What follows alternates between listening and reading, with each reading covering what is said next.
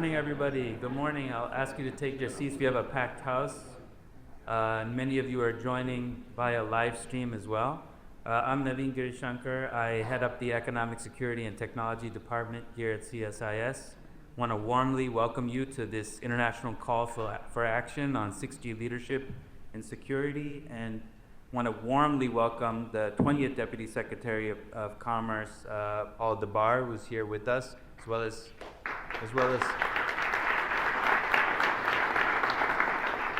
Assistant Secretary Ariel Roth, as well as Ambassador Anna Phil from Germany.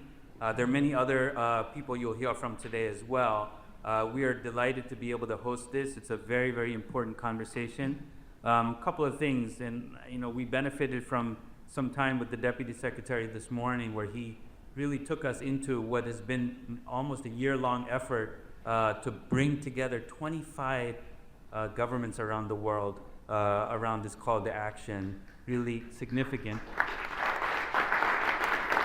Around a common vision for 6G.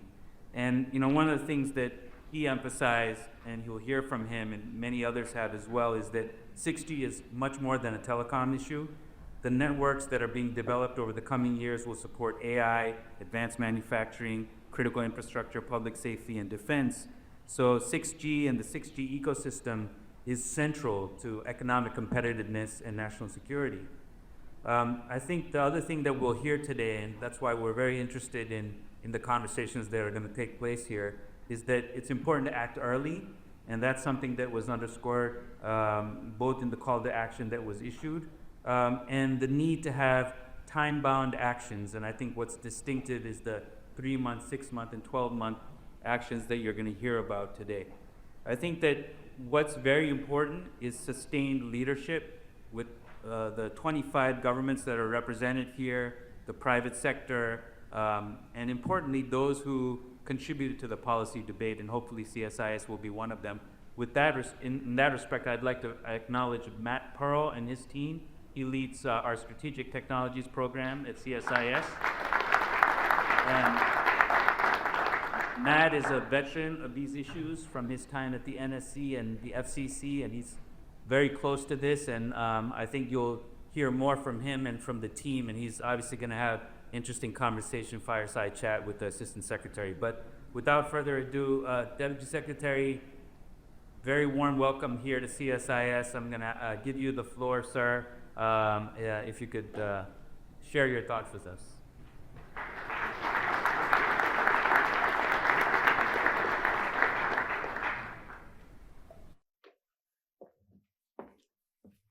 Well, thank you. This is an amazing event. As I've watched the press in the last couple of days, kind of leading up to this, I think a theme that I've seen in the press is that we're early, and that's exactly what we were hoping to do, was to be early on this topic. So it is wonderful to have the two vectors that are necessary for this, which is governments, to be on the same alignment on standards and process and security, and industry. And both of those vectors working together. And sometimes in the past, everyone was not coordinated on telecom issues internationally, both on the government side and on the industry side. And this is a great event that has people across both of those two different vectors all here in the room, again, to paraphrase from the press, early. Good morning, everyone, and thank you for joining us for the launch of this important initiative on 6G leadership and security. I'd like to thank the 24 other governments, so with the United States, 25 governments so far that have stepped up to be a part of what we're calling, that you all have signed on the call to action for 6G, and pledging to work together with one another, of everyone here in this room and elsewhere, to advance a shared vision for the roadmap for leadership on the next generation of global communications. You all represent, people in this room and others who've signed, represent countries, U.S. allies and partners across Indo-Pacific, Europe, and the Western Hemisphere. We appreciate the commitment that each of you are making to work with us and everyone else in this room today.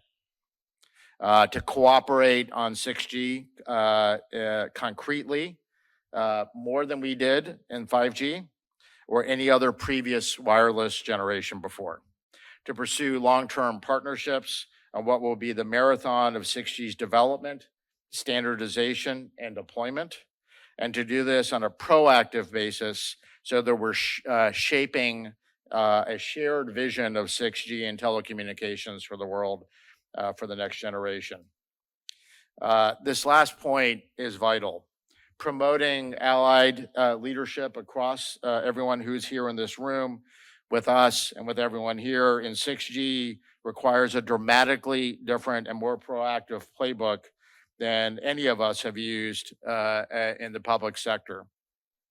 The bottom line is that we are now working with trusted partners like everyone here to ensure the next generation of network reflects our shared security interests, strengthen our competitiveness, and drive innovation and create opportunities for us as governments and for the private sector for economic growth. That's why we're here today pledging a strengthened cooperation on 6G over the next 12 months and beyond to support security, interoperability, which is a very important key part of this, resilience for the next generation networks. And to make that promise real and to ensure this is not just another joint statement, we're establishing specific milestones to deepen strategic coordination with specific timelines, as everyone here knows, on accomplishments over the next several months. And make certain that that deepened strategic coordination clears the way for private sector innovation on 6G as they move towards commercialization. The 6G calls forward-looking, action-oriented agenda revolves around three core ideas. The first one is that 6G will profoundly shape the world we all share, and not just how fast our networks work, but how next-generation connectivity reshapes our economies, our societies, and our very experiences of daily life. In so doing, 6G will drive our technology supply chains, our economic and national security, and what it all means for our global competitiveness, both as individual countries and as democratic allies. The second core idea is that scale matters within technology markets in general, and certainly within 6G. If we as allies and partners want to retain access to the strongest and most resilient supply chains, we need to maximize both the reach and the impact of our efforts. So the scale that this group represents is incredibly important to all of us. That means looking beyond any single country's borders, because what we truly need to maximize 6G competitiveness is allied scale at a global level. The third point that is needed is that the scale imperative means that we need to have a good reason to keep open lines of communication and align goals and impacts for our individual 6G efforts, and to think of 6G first and foremost on an allied basis. This is one of the main reasons why we're all here today. We also look forward to have more in common with one another as long-standing democratic partners than we ever will with those who do not share our values or our vision for technology. On that note, perhaps it is fitting that we're here together just a few weeks after the 250th anniversary of this country. One of the founding principles of this country is on our currency, in Latin, e pluribus unum, or out of many one. I feel that same spirit here today on this topic. A diverse group of nations, that whatever our individual priorities are or challenges may be, that we're united in a common cause and shared resolve to shape the 6G powered future together. For our part, the Trump administration, including the Department of Commerce under Secretary Lutnick and NTIA under Ariel, is committed to ensuring the United States and our allies and our partners in industry can lead the drive forward in the most secure and advanced 6G connectivity in the planet. We expect the 6G tech stack to redefine connectivity in important ways. 6G will distribute AI networks and across industries and across devices that did not exist when 5G happened. 6G will usher in a whole new ecosystem incorporating supercomputers, something I did when I ran as Undersecretary for Science, data centers, large language models, applications that were not possible before. Edge AI, for example, on drones and cars and robotics did not exist when the previous generation happened. Satellites will also be another key part of the 6G equation, unlocking more connectivity options than ever before. And these elements will need to communicate with each other in seamless and secure ways with an operating system that does not exist today at the level, and we will be jointly developing that for interoperability. Finally, we'll see the expanded use cases through the universe of edge devices, as I mentioned. And the need for interoperability is another reason why we need to cooperate more closely with our allies in the 6G area. We in the United States also want to benefit from the cutting edge technology that partner nations and those represented here can bring to the table.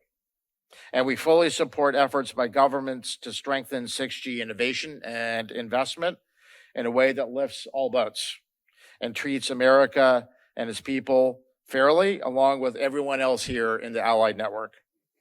Each partner nation will also have particular 6G use cases that matter most within your own particular borders, unique industrial strengths, or other specialized expertise. The United States welcomes those contributions, and hopefully everyone else here appreciates every other country that is here at the table that will contribute to the ecosystem. And we look forward to the creation of allied 6G tech stacks, incorporating the best of what we all have to offer so that all our nations benefit from the most advanced and most innovative and most secure connectivity available. While I focus so far on policy perspective, I want to repeat again that 6G will be mainly driven by industry, and all of our governments fully appreciate the importance of the private sector engagement. I spent a lot of my time in the last year meeting with the private sector companies, hearing about their technology suites, companies from all over the world. Many of you represented by people here in this room, both at the company level, but at the government level, in meeting after meeting over the last year, hearing their perspective and what was needed, whether it's spectrum or other parts of the tech stack. It is therefore encouraging and appropriate to have so many leading companies here today. Let me be frank, 5G under-delivered because policymakers failed to coordinate effectively with industry and with one another. And we're here to fix that jointly here together today. Let us be proactive in making certain that the transition to 6G is a turning point on that front also. As I look around this room, I see a strong desire to aim higher, to learn from the past, to take full advantage of our allied strengths going forward. In front of us lays the opportunity to forge a shared 6G leadership for our nations as allies and as partners, and indeed for the whole democratic world. Success in that endeavor begins by identifying shared priorities, charting a course to achieve them together, mobilizing the unique strengths that we all bring, contributions, and perspectives. On behalf of the Trump administration, I'd like to thank everyone here who has come and has decided to choose to join this call of action. Let us now show the world with our very specific goals of what we can achieve together. Thank you very much.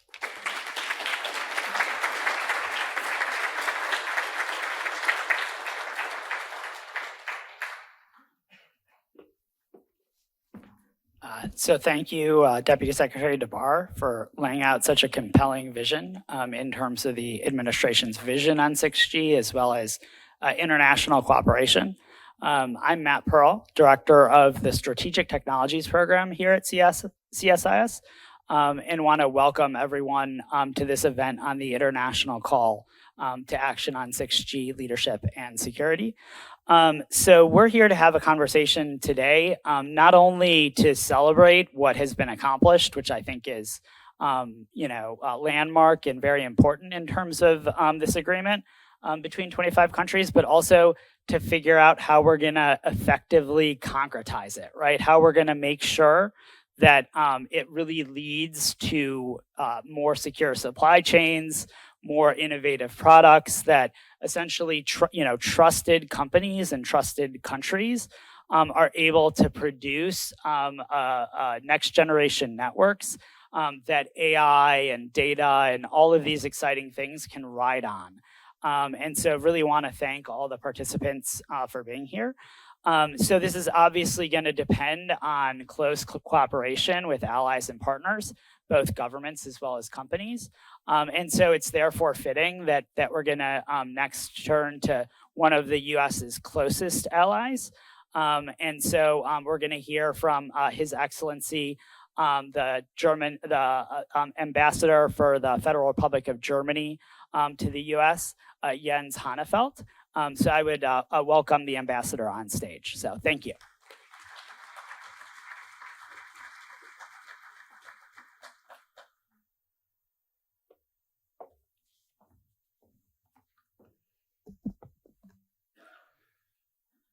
Ladies and gentlemen, dear Deputy Secretary de Paul, I have to say I was reminded of the meeting which we had, I think it was early in February, when we first discussed the issue of cooperation on the field of 6G, driving over here and arriving a little late. I have to apologize for that. It is wonderful to see how far we've come to cooperate in this incredibly important field for all of us. And I'm delighted to stand here in front of you. And I would also like to say thank you to CSIS for again hosting one of these very timely events to discuss such an important issue on the agenda of all of us.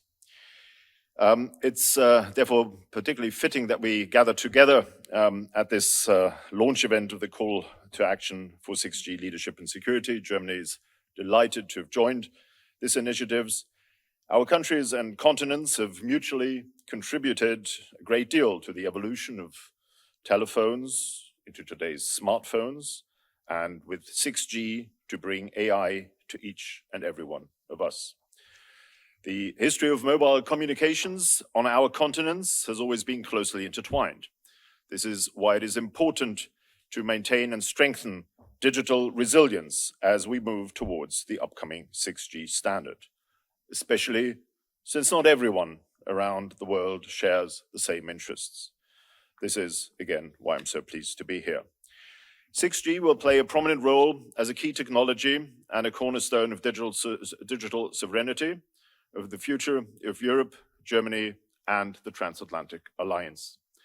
A global 6G standard, ladies and gentlemen, is of decisive importance because it ensures that networks, devices, and applications work together smoothly across borders and are secure against malicious activity. Because it provides the foundation for worldwide economies of scale, and because 6G will serve as the technological foundation for data-driven future markets and digital infrastructure that go far beyond our current usages, and will also determine our security and resilience, especially in times of crisis. In Germany, we published the National 6G Research Roadmap at the end of 2025. This is our strategic framework for 6G research, development, and innovation. It incorporates the EU's positions on 6G as guiding principles and has many parallels with the US administration's 6G call to action. To provide a European perspective, we view 6G not merely as a technological blueprint, but as an architecture of values.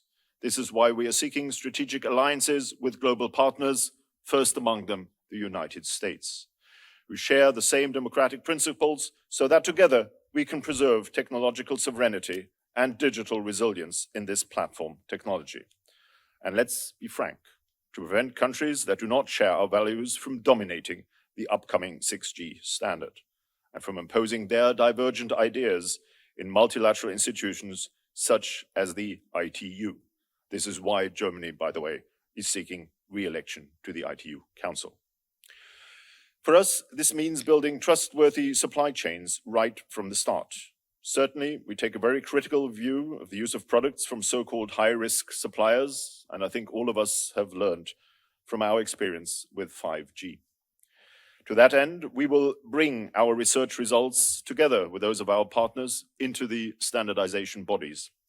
The goal is to embed democratic values as well as objectives such as data protection, resilience, and cybersecurity into the very DNA of 6G from the start. Our national roadmap defines 6G as the infrastructural basis for AI-based value creation, much like the call to action.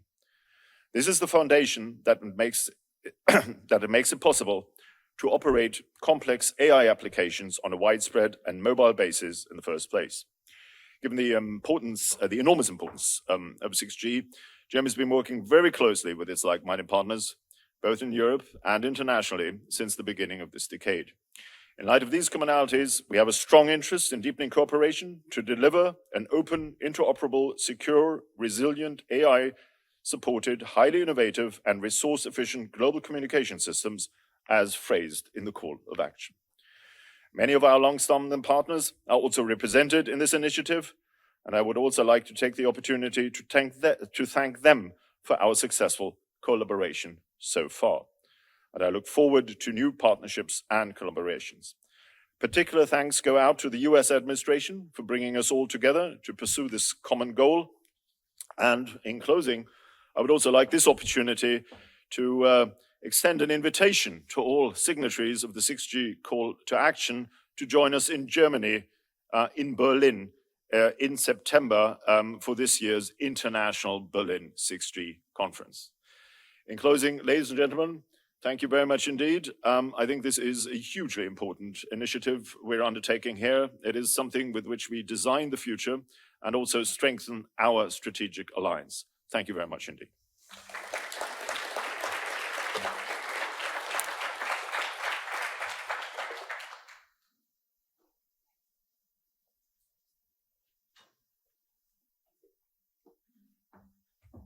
So thank you to Ambassador Hannefeld for both laying out your vision on these issues and more generally for Germany's partnership with the US and allies and partners on these issues.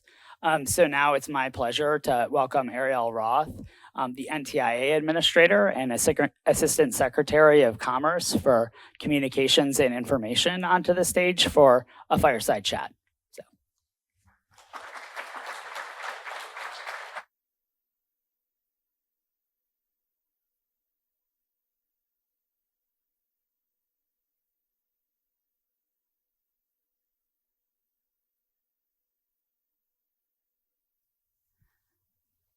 Are these great? Well, welcome, Ariel. Really appreciate you being here. So I'd start with an observation, which is that the senior level of participation today is striking, right?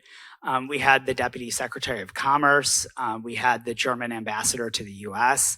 Now we have the NTIA administrator. We're going to have other senior officials later. So as both the administration and as you were talking to allies and partners, what was it about this technological transition that we've been talking about that you thought necessitated this type of effort and this type of international agreement that you've established? Well, first, let me say thank you to CSIS for hosting this event, and thank you, Matt, and thank you to the participating governments who are here today. This is an extremely exciting milestone. Look, we are learning from the past. As the Deputy Secretary said in his remarks, 6G is going to be about more than just better connectivity. Wireless networks are increasingly becoming an important part of our economies. And that's especially true as AI increasingly becomes embedded in networks. And wireless networks become increasingly part of our physical world. and with the onset of 6G, if we want to make sure that we lead in the applications that are going to run on those networks, robotics and sensing and AI, if we want to ensure that we protect our national security or public safety, our critical infrastructure, we need to lead in 6G. And leading in 6G really comes down to allied scale. Telecom markets are global in nature. We need to be working with our allies now to ensure that 6G emerges from our shared values. We want to, there are decisions being made in the coming months that are going to be critical for our ability to achieve allied scale when it comes to spectrum and standards and trusted supply chains. And that's why we need to be working together now to ensure that 6G emerges from innovation and competition and open markets and trusted supply chains. And that's ultimately what this effort is about. And let me just take a second. This there was a tremendous amount of effort that went into this because it is so important. I'd like to recognize some of the staff here today who dedicated so much time and effort into bringing us together, from NTIA, Jaysha Ray and Brian Larkin and Corey Shermer and Brandon Huff, and also thanks to our colleagues at the State Department from the Cyber and Digital Policy Bureau for helping us with contacts from participating governments and all their support. So maybe the staff from NTI could stand so that we could recognize them. Thank you.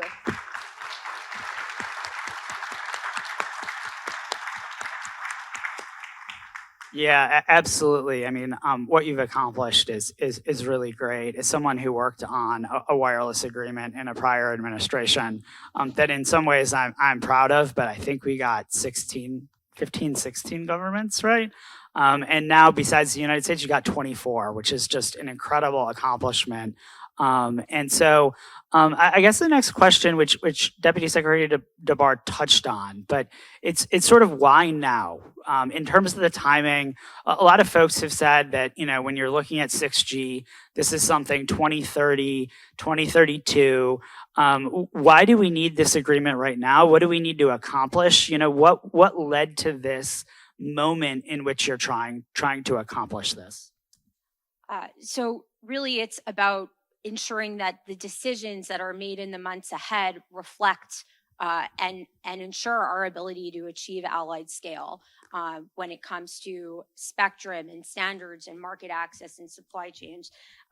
If we don't work together, if we become fragmented, if we pursue policies of protectionism, if we don't collaborate on spectrum policy, that's going to undermine our ability to achieve scale and achieve the kind of revenue bases that will enable innovative companies from free and democratic nations to lead in 6G.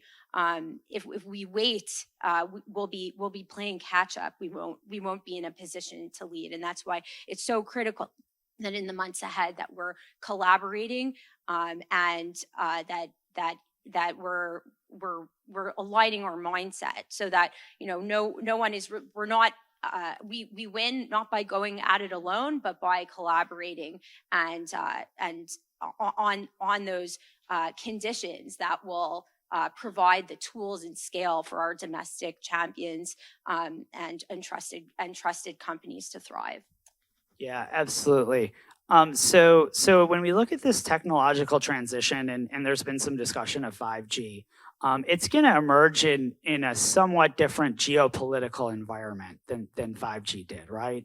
And so what are essentially in the new world we live in globally and geostrategically, what are the stakes, right? Like if you accomplish everything that the administration wants to, what does that mean for U.S. and allies and partners? And if we fail, if we fall down and other countries lead, what are going to be the consequences of that? Perhaps even just beyond telecom. Well, I think that I would maybe refer to something that the German ambassador said about we want to ensure that 6G networks and all of the innovation that rides on top of them reflects the values of free and democratic societies, not coercion, surveillance, protectionism. That's why we need to work together. If we divide ourselves, if we fragment ourselves, if we, for example, go in different directions on spectrum policies and key standards, then we're going to undermine that ability to develop scale. It doesn't mean that that like-minded countries have to pursue identical policies domestically, but that the fundamentals need to be there when it comes to trusted supply chain security policies, spectrum policy, and standards. And it's through that kind of cooperation on those important fundamentals that we'll be in a position to work together and win. Yeah, and I think as you've articulated, there are two sides of this that are essential, right? Which is that there's the supply side of building the best stack, right? And that's something that the U.S. can't do alone. Our allies and partners can't do alone. We need to do that together. And then there's the consumer market side of it, right? Which is that, individually, we have significant consumer markets, but not as large as some of our competitors and adversaries. But if you combine them, then that becomes really commercially attractive and gives that lift for these technologies. Yeah, absolutely. That's also why something that's so important in the call to action is open markets. If we participate on open markets and we don't resort to protectionism and fragmentation, that'll put us in a much better position to achieve the kind of scale that the free world is going to need to compete.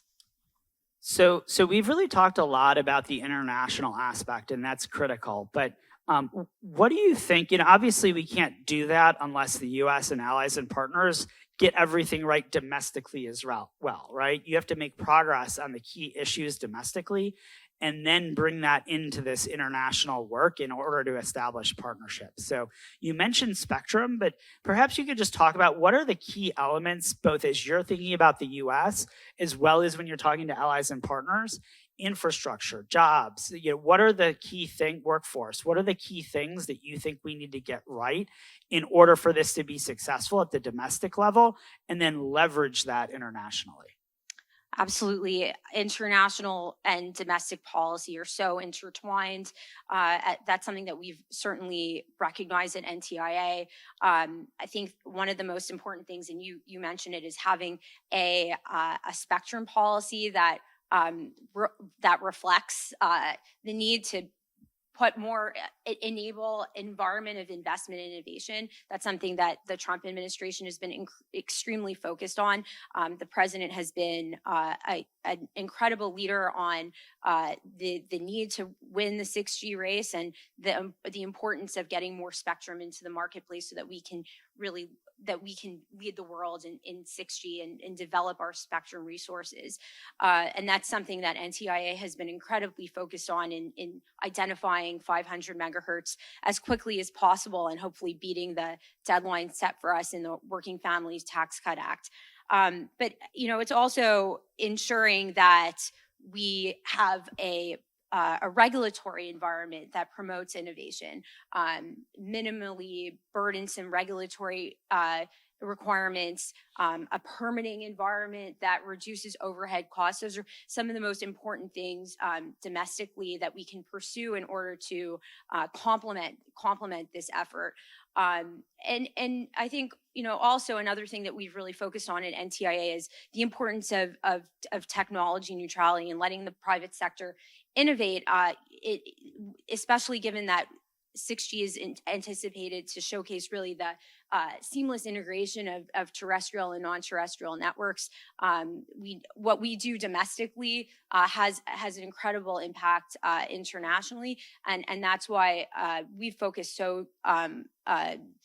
We've been so squarely focused on ensuring that we create the right environment for innovation, not picking winners and losers, and that really ties into international policy as well. Having a having these reducing overhead costs and a healthy regulatory environment goes hand in hand with achieving scale internationally. And so we've working with other countries to enable the same kind of healthy regulatory environments is going to be mutually beneficial and enable a win-win situation where the free and democratic world is the leader in innovation and leads the world into 6G. Yeah, that's great to hear. I mean, obviously, the obvious one is spectrum, right? Where, we all need to have our domestic houses in order and make it available, and then bring that to the work conference, right? In a couple of years, and really make sure that we have a compelling vision for globally harmonized spectrum that corresponds with what U.S. and allies and partners are doing domestically, as well as all the other issues that you've talked about. So earlier you mentioned the importance of open markets. So it may be good to dig in a bit about that. What do we need to do, and why is it so important to establish policies that don't result in fragmentation of markets, in preventing trusted vendors from achieving that scale that they're going to need to be successful?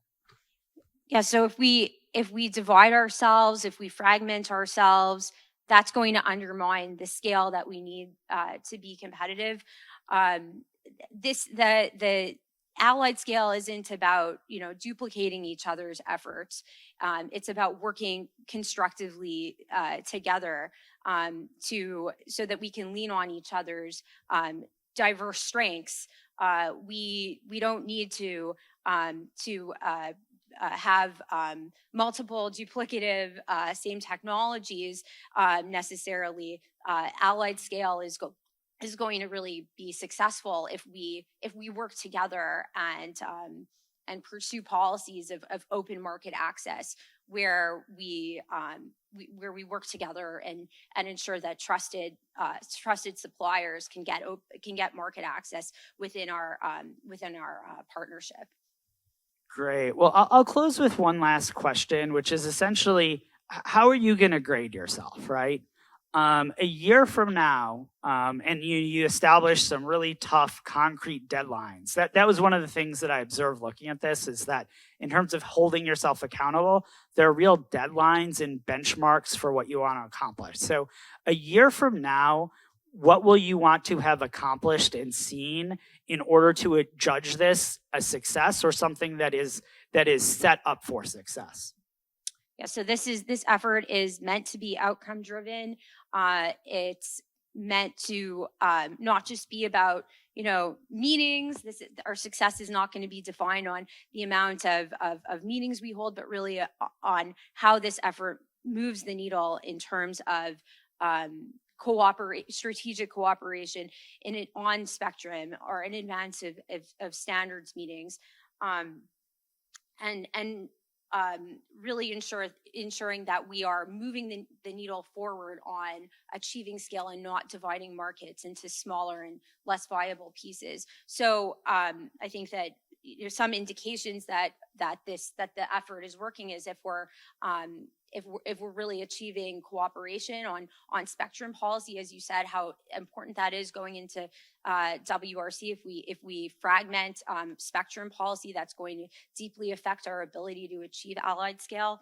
And also, I would think elimination of barriers. If we can move the needle on open market access and elimination of regulatory barriers that undermine the investment and innovation that we need in order to achieve technological leadership, that'll be incredibly successul in achieving our core objective of a 6G technology stack that's led by values of the participating countries in this room. Great. Well, I really want to thank you, Administrator Roth, for laying out your vision, both of what this agreement is, as well as what's going to happen and how you're going to evaluate its success in terms of what you're going to accomplish. So we have an embarrassment of riches today. We've heard from a few high-level guests. We're going to hear from some more. We've got allies and partners. We're going to hear from industry. We're going to discuss public-private partnerships. I think we're going to get into a lot of details with a lot of ideas for how this is going to be successful. So then next, we're going to hear from several allied and partner governments. And to moderate that, Jaysha Ray, Associate Administrator of International Affairs at NTIA, is going to moderate that panel. So really looking forward to that. So thank you.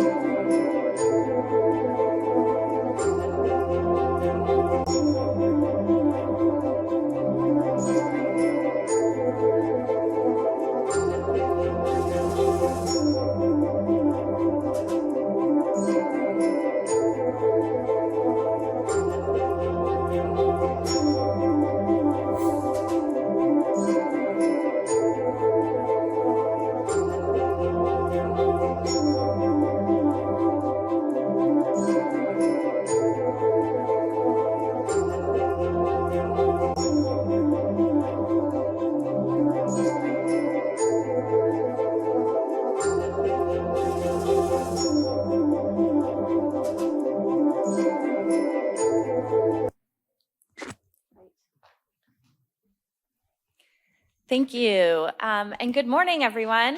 As Matt mentioned, my name is Jaysha Ray, and I am the Associate Administrator for International Affairs at NTIA.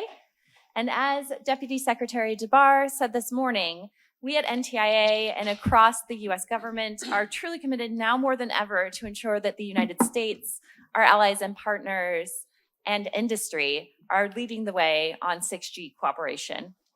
And that's why we were so pleased to see a commitment from 24 other governments to endorse the call to action. Alongside other allies and partners, we are truly meeting the moment to ensure a 6G future that is open, secure, and resilient.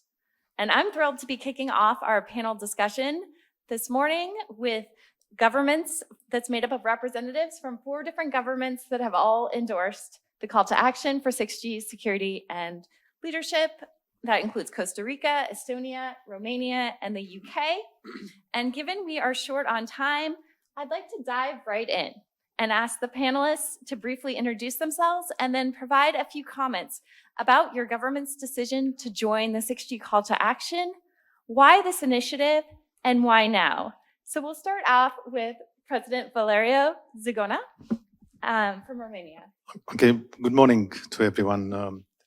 It's very difficult to pronounce my name, so that's why we can call me Val. It's much easier. Thank you. Some friends from Europe call it Z because Z, it's a general letter. It's very easy to pronounce it. So thank you very much for the invitation, and thank you for inviting us, Romania, on this particular, let's say, idea that we need today to shape what's happening tomorrow with our countries, with our lives, with our work. So my name is Valerius Gona. I am honored to be the president of the ANCOM, which is the National Romanian Authority in Communication, shortly. And I will extend my regards to the American side for inviting us, and NTIA for inviting us to these discussions today, not tomorrow, because now we are preparing the foundation of what's means 6G for our world. Most of us do not believe what's mean that, do not understand what's mean that. We just think that 6G is something that is coming, but it's not coming only in communication. It's coming in our day life. That means that we need to prepare our foundation for what's meaning openness, interoperability, what's mean secure by design, what's happening with AI integration in 6G generation networks.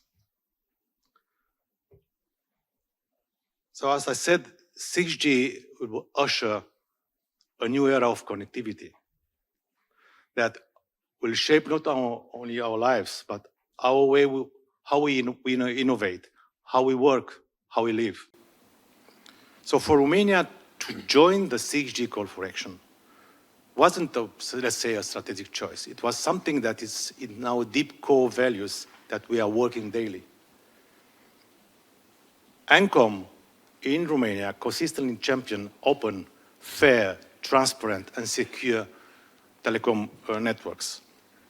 And I think, and we think, these values are fundamental for the world that is coming in 6G era. We joined this initiative not merely because transition from 6G standalone to 5G standalone to 6G is something technical. No. This is something more far beyond than we imagine. It's about what nations and what values we put in the foundation for building the 6G networks.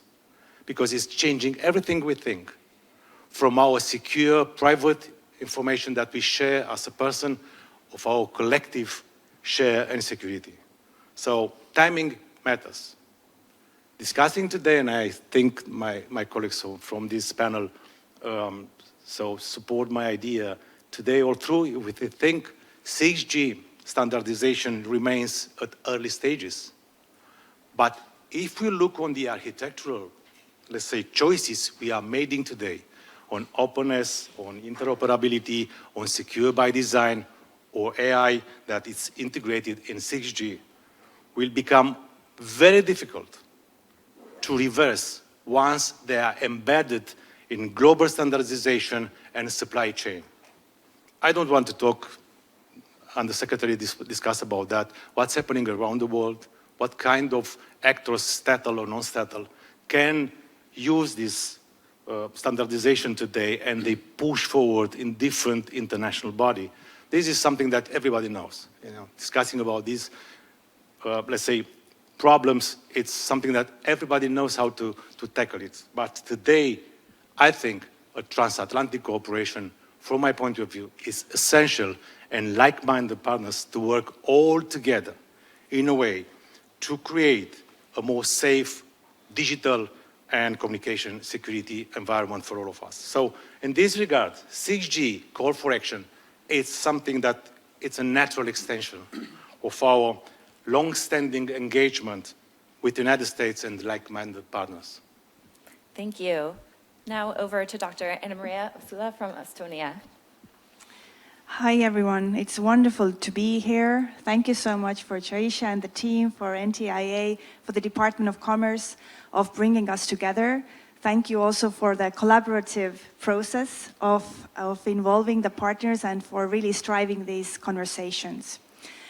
For Estonia, the decision to join this call for action was a straightforward one, because the main messages in the document align very well with our long-standing policies on telecommunication, cybersecurity, and digitalization.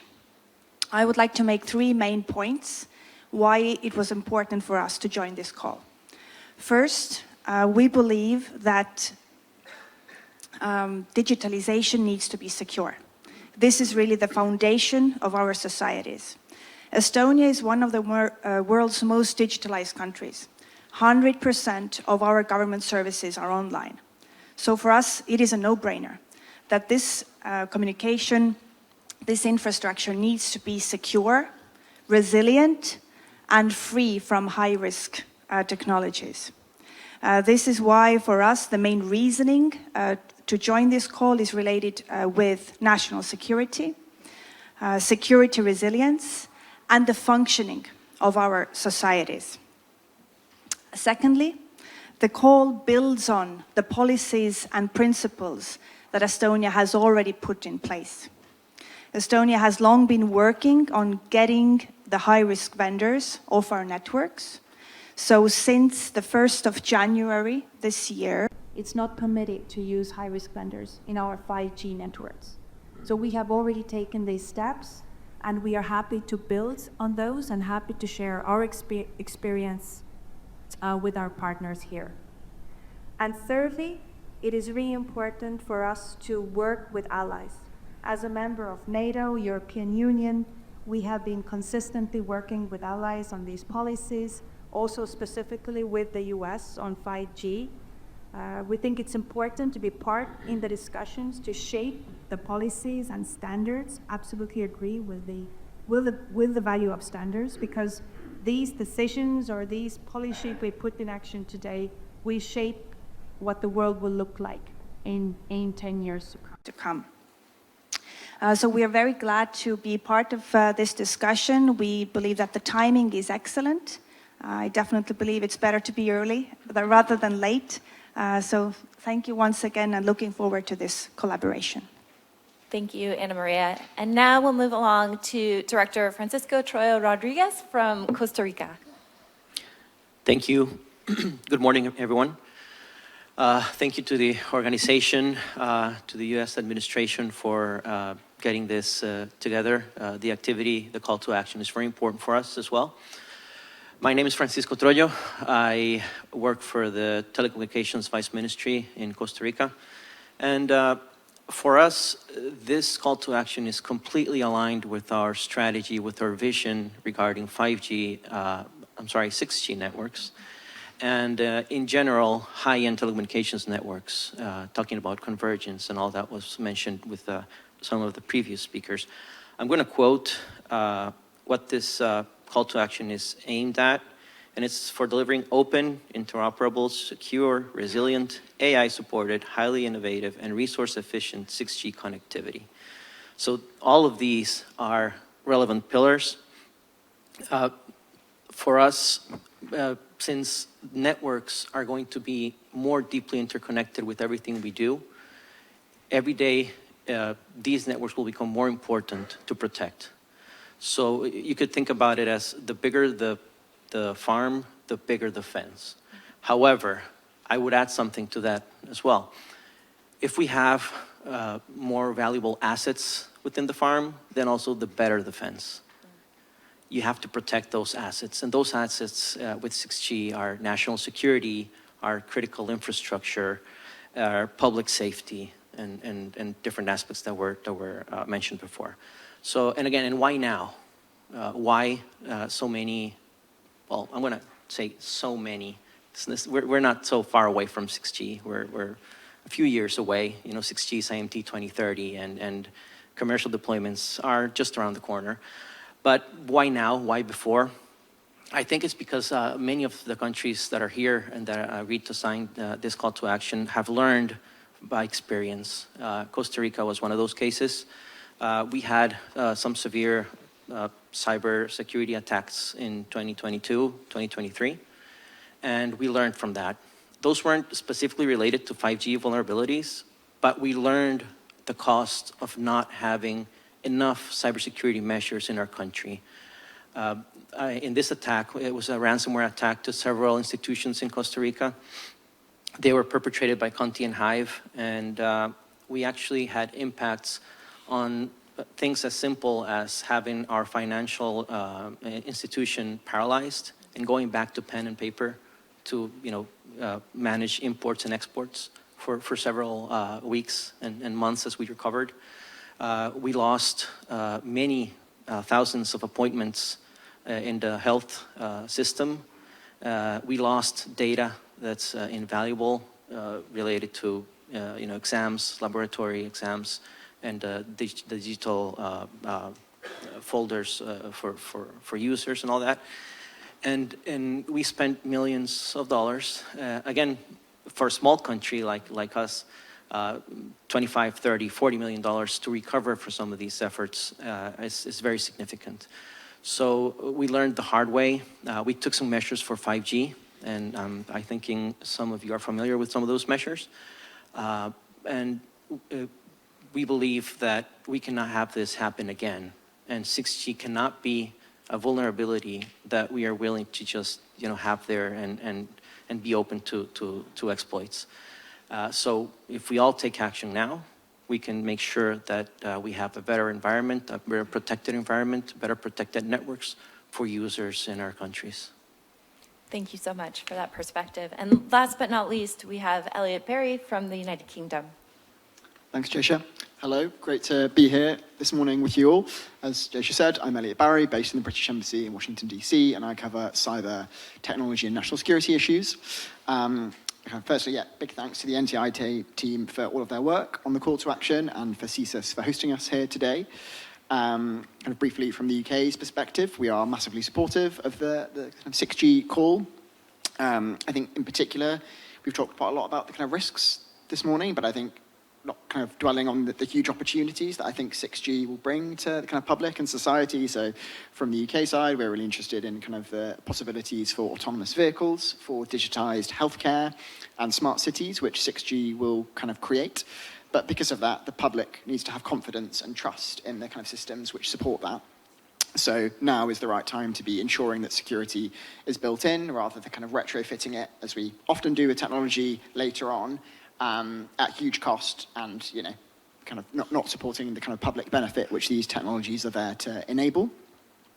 I think kind of conversely on the risk side, we're kind of really aware of the risks that these kind of technologies can pose. So in 2021, the UK passed our kind of our Telecom Security Act, which was there to establish greater powers to intervene in kind of unsecured telecoms and improve our security and resilience around our telecoms networks. We also have a kind of UK telecoms lab. And that kind of purpose of that is to essentially analyze the technology itself and look for kind of vulnerabilities and make sure that where we can avoid kind of cybersecurity risks where they are presented.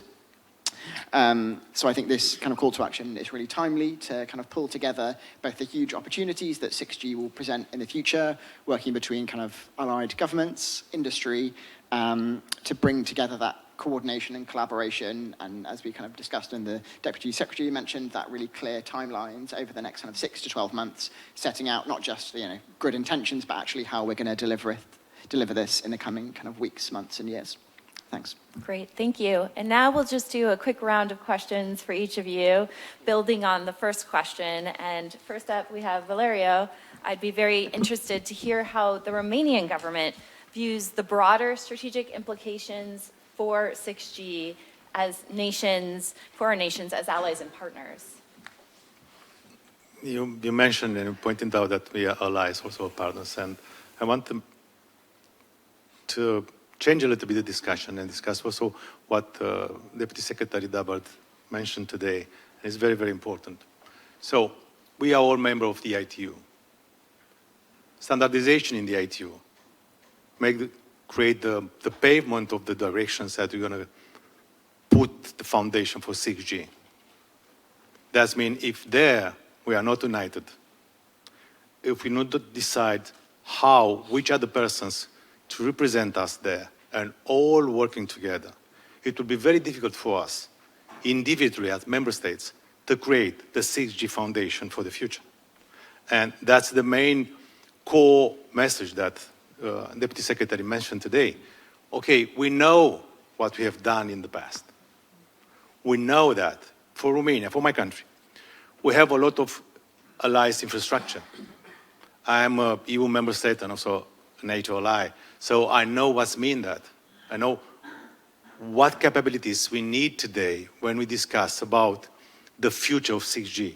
So you need an infrastructure which is resilient, which is secure, and that is not only about fostering economic competitiveness of our country.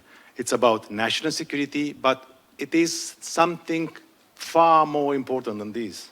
It's building trust in digital services offering by the governments to our customers, our citizens. This is the foundation. We lose the trust, then you can build whatever you want. You don't have the support of your citizens on that.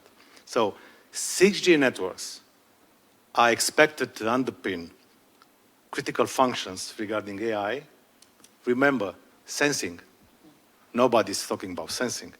Advanced manufacturing, autonomous systems, and of course, apps in the defense industry.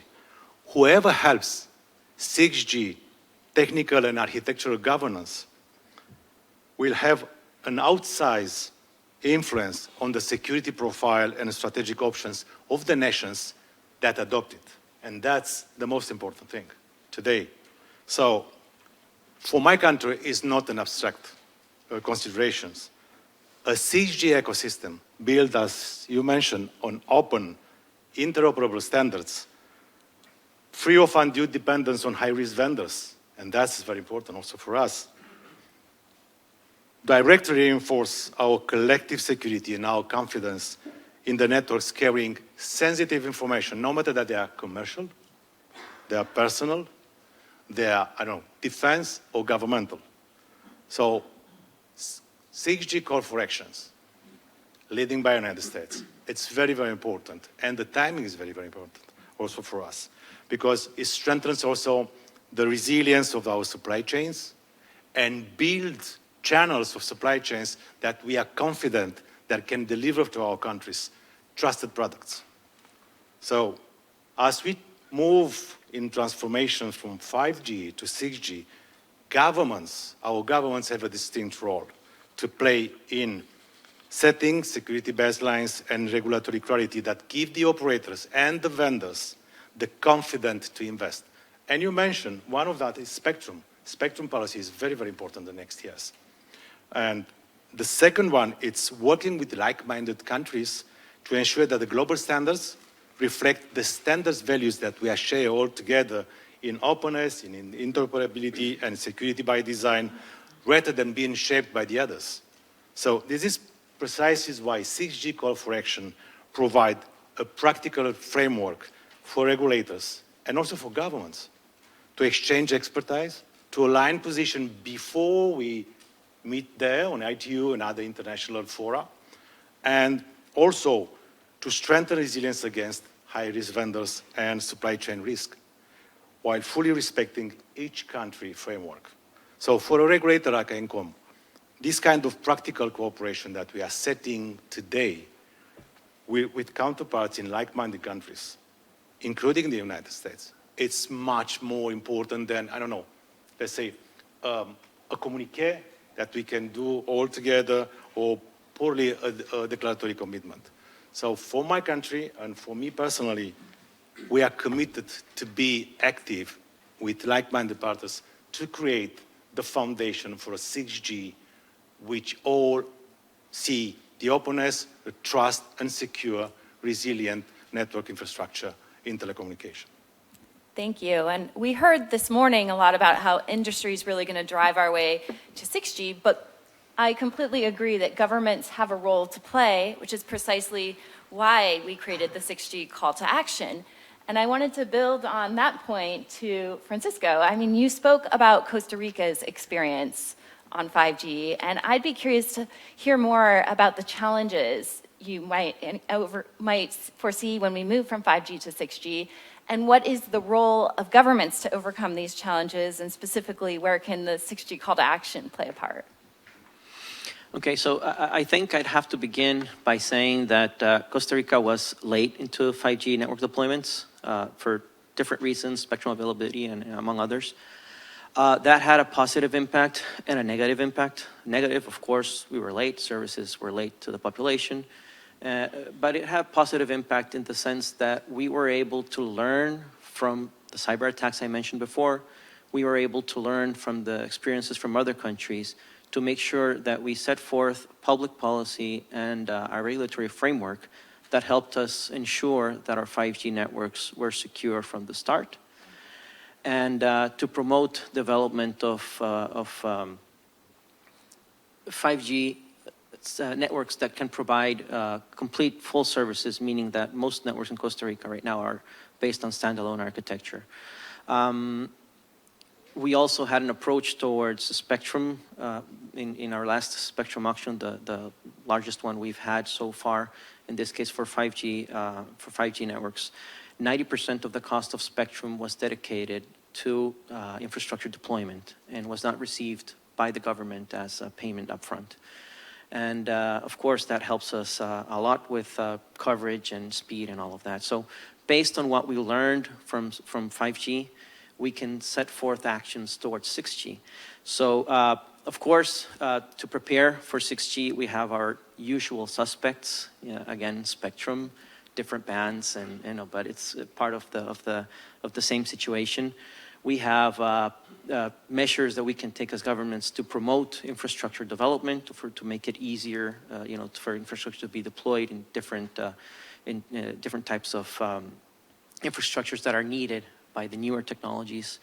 And of course, public policies to attend underserved areas. I think those are like the normal ingredients that we have. But to that, we need to add the security and resilience factor, of course.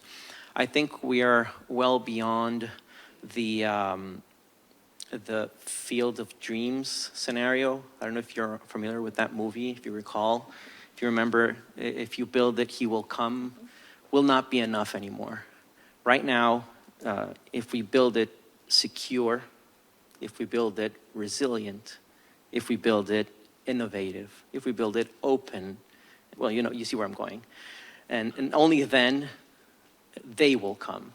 And when I say they, I'm basically referring to users, of course, all types of users, but also investors, innovators, government. And those are typically the areas that will actually come to move our economies. I think the main challenges are, of course, maintaining secure end-to-end communications. Interoperability is very important since we're going to have a lot of open architectures, and this is going to be really important. I would like to point out also the need to have zero dependency on legacy networks or legacy network elements that may introduce vulnerabilities to 6G networks. And also the reduction of supply chain vulnerabilities is important. So we need to make decisions as governments. We can either go our separate ways, as we did more or less with 5G. Some countries with better results, maybe some acting a little bit late. And if we do this together, if we can build on synergies, then it will be much better. If it's going on a voyage and actually setting the bearings clearly before we set forth on that voyage. And this call to action is basically our commitment to effectively seek these alternatives and work with all of these like-minded countries and, of course, with the industry to make sure that the 6G that we built for our countries and for the world, we're all interconnected, is better for all of us. That's great. Completely agree. We're going to be more effective in collaboration together. Now, Anna Maria, I would love to hear from you if there's any key step forward or outcome that the Estonian government would like to see in the next 12 months out of the 6G call to action. Thanks, Jaysha. And first of all, I would like to compliment the document that we have all signed because of the content and because of the concrete milestones connected with a timeline. I think that makes it so much more tangible to understand the results and the outcomes. So there are many good things written in the text that we definitely are committed to. If we would need to bring out perhaps one key priority, in addition to what my co-panelists have already underlined, then I would emphasize the importance to promote the full utilization of the existing 5G networks, which will be the foundation for the future 6G development. So we see this clearly in Estonia, where we are testing and analyzing the use of 5G for industry, commercial purposes, defense, etc. We are looking into the necessary frameworks needed and the financial regulatory aspects in order to look into specifically to deploy 5G in public safety and defense areas. And we see that this experience and this practical experience from this will be the foundation of also the successful employment of future networks and future telecommunications. And finally, I'd like to make a point that I think it's obvious, and we'll have 2 separate panels focusing on private sector. I would just want to underline once again the role of public-private partnership. I think it's crucial to have industry as well as other actors, academia, think tanks involved in these discussions. It is clear that industry brings expertise, technology, but also the ability to scale fast and to make sure that great ideas end up actually being in services or products used by our customers and citizens. So I think it's crucial to continue good cooperation with industry and kind of build this future together. Thanks. Thank you. No, you're right. There are a lot of milestones set up in the document, and so we are very much going to look to our endorsing governments to help lead on the various work streams and advance our shared goals together. So thank you for those insights. Finally, Elliot, I would love to hear if there's anything else you would like to share on 6G on behalf of the UK more broadly. Thanks, Joshua. So kind of briefly, I think, as kind of Anna Maria touched on then, the role of industry, and I know there's some kind of other panels which I'm really keen to kind of hear from how it looks from their perspective. I think kind of building that in from the start and also seeing what we've kind of already achieved. So from the UK in particular, we've worked really closely with the Global Coalition on Telecom, so GCOT, and working, to set out what those standards are on how 6G is developed from kind of day one. And I know there's only over kind of 20 private sector companies which are involved in that organization, which means that we can kind of build on that, working really closely with industry from the start. And I think in particular, I'm keen to hear from kind of industry voices on how they see their kind of transition from 5G to 6G working, and how they will kind of look to kind of build that infrastructure, whether that's separate, obviously with kind of more of an investment laid out on some of those costs, or whether they will look to kind of build that on top of the 5G networks that have already been set up, but then you kind of inherit some of those kind of vulnerabilities that are built in from the kind of national security perspective. All of that is a kind of a debate and a question, and I think, closer kind of government and industry partnerships on some of those will be really important, which I think we can use to build on through the fantastic 6G call to action. Thanks. It's as if you're leading us to our next panels, but before we move on to the next panel, any final thoughts that anyone wants to chime in with?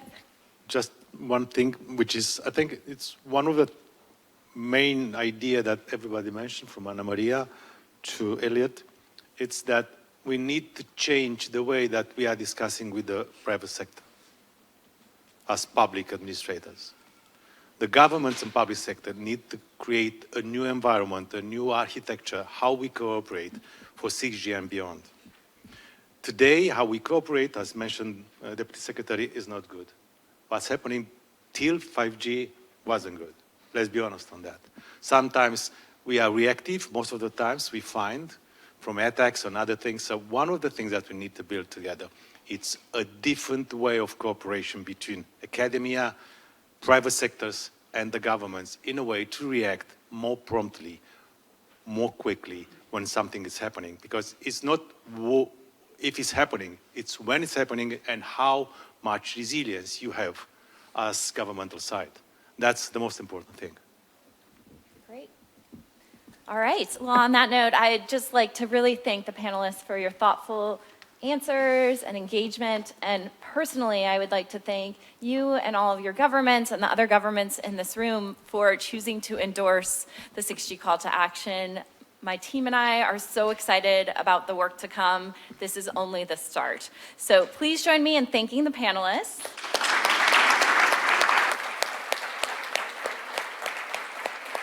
And And now, if folks could stay seated for 1 second, we're going to play the pre-recorded remarks from Alessio Butti, the Undersecretary for Technological Innovation and Senator of Italy. And then we'll transition to the next panel. Thank you. Distinguished colleagues, friends, I am pleased to join you, even by video, for the launch of the 6G call to action. I thank CSIS and the US National Telecommunications and Information Administration for convening this initiative. Italy is proud to stand with our like-minded partners. The next generation of wireless technology is not simply an upgrade. It is a strategic choice, one that will shape our economic competitiveness, our national security, and our digital sovereignty for decades to come. Italy brings to this discussion an extraordinary tradition of innovation. Our scientific and technological heritage has shaped the modern world, from Alessandro Volta's battery and Antonio Meucci's telephone to Guglielmo Marconi's radio and Federico Faggin's microprocessor.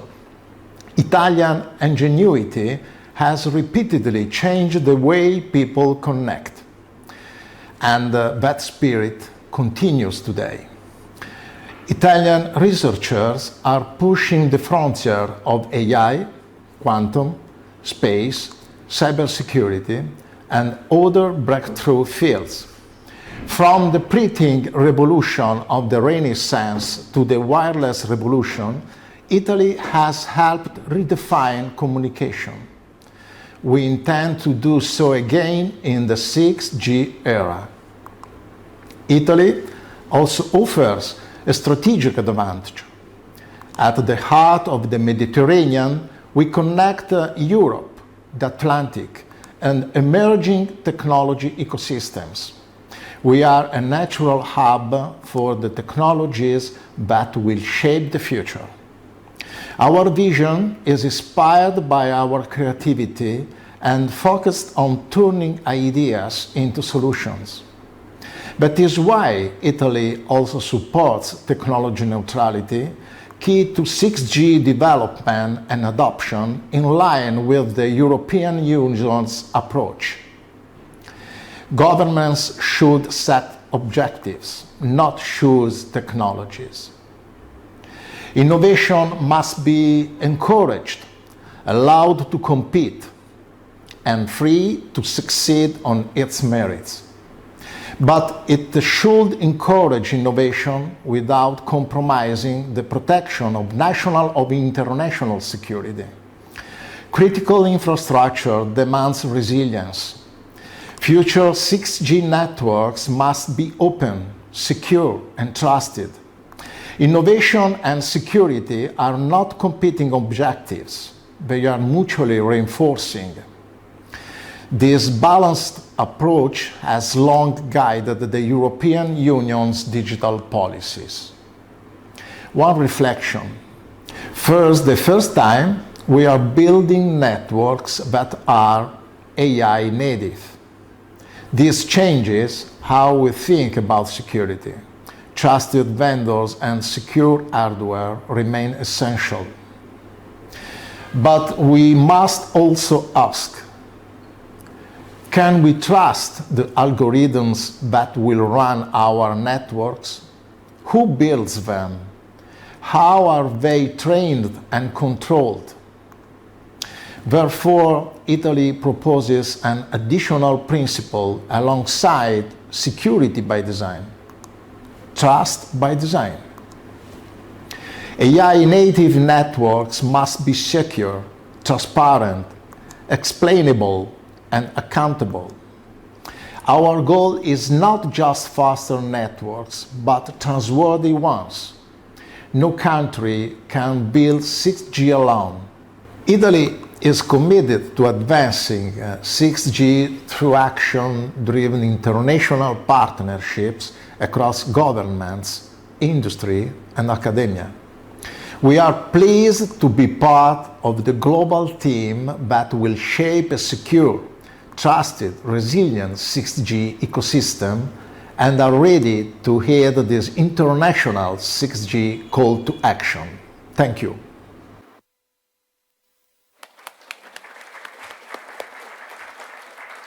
Thank you to the Italian government. We appreciate your partnership as well. And with that, we will transition now to the industry panel. Thanks again.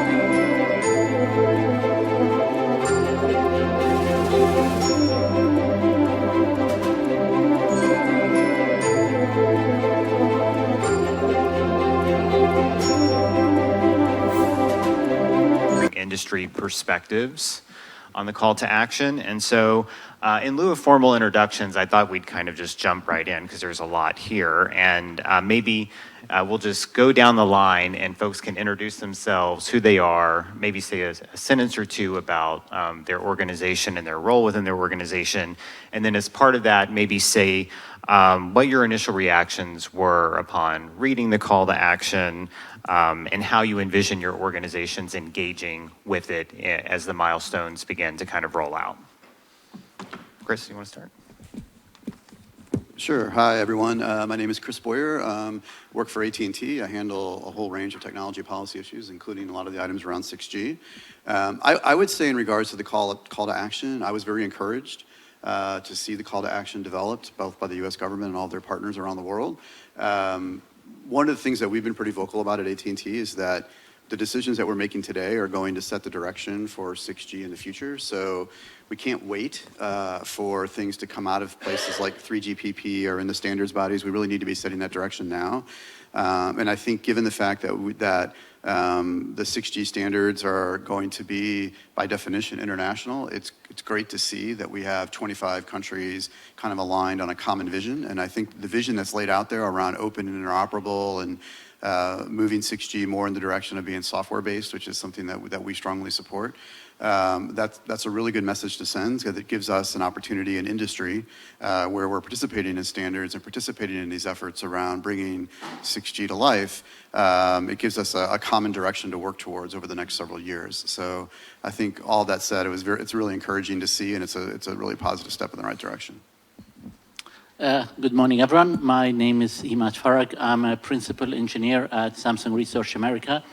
I represent Samsung in international standards activity, primarily working in the 3GPP RAN 1 working group, where I develop 6G solutions for 6G.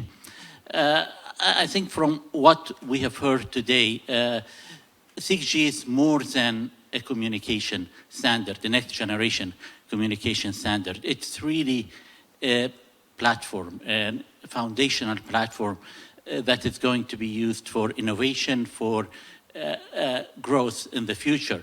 And as such, it's really important to secure this network, to have it resilient, secure, efficient, interoperable, innovative. And one way to achieve that is through standardization.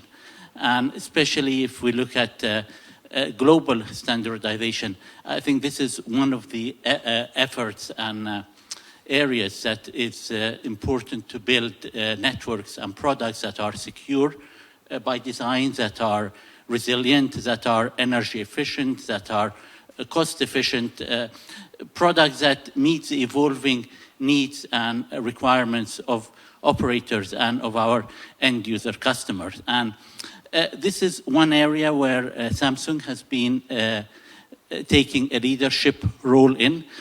We find that in 3GPP, we have the radio access network leadership position. We also lead in many of the other technical working groups in various areas, in RAN, in system architecture, in core network. And having this leadership allows us to work and with other companies, to lead other companies in order to have a 6G ecosystem that we are shaping based on our 6G vision and our 6G priorities and our 6G needs. And this is where really this fits in to the call of action.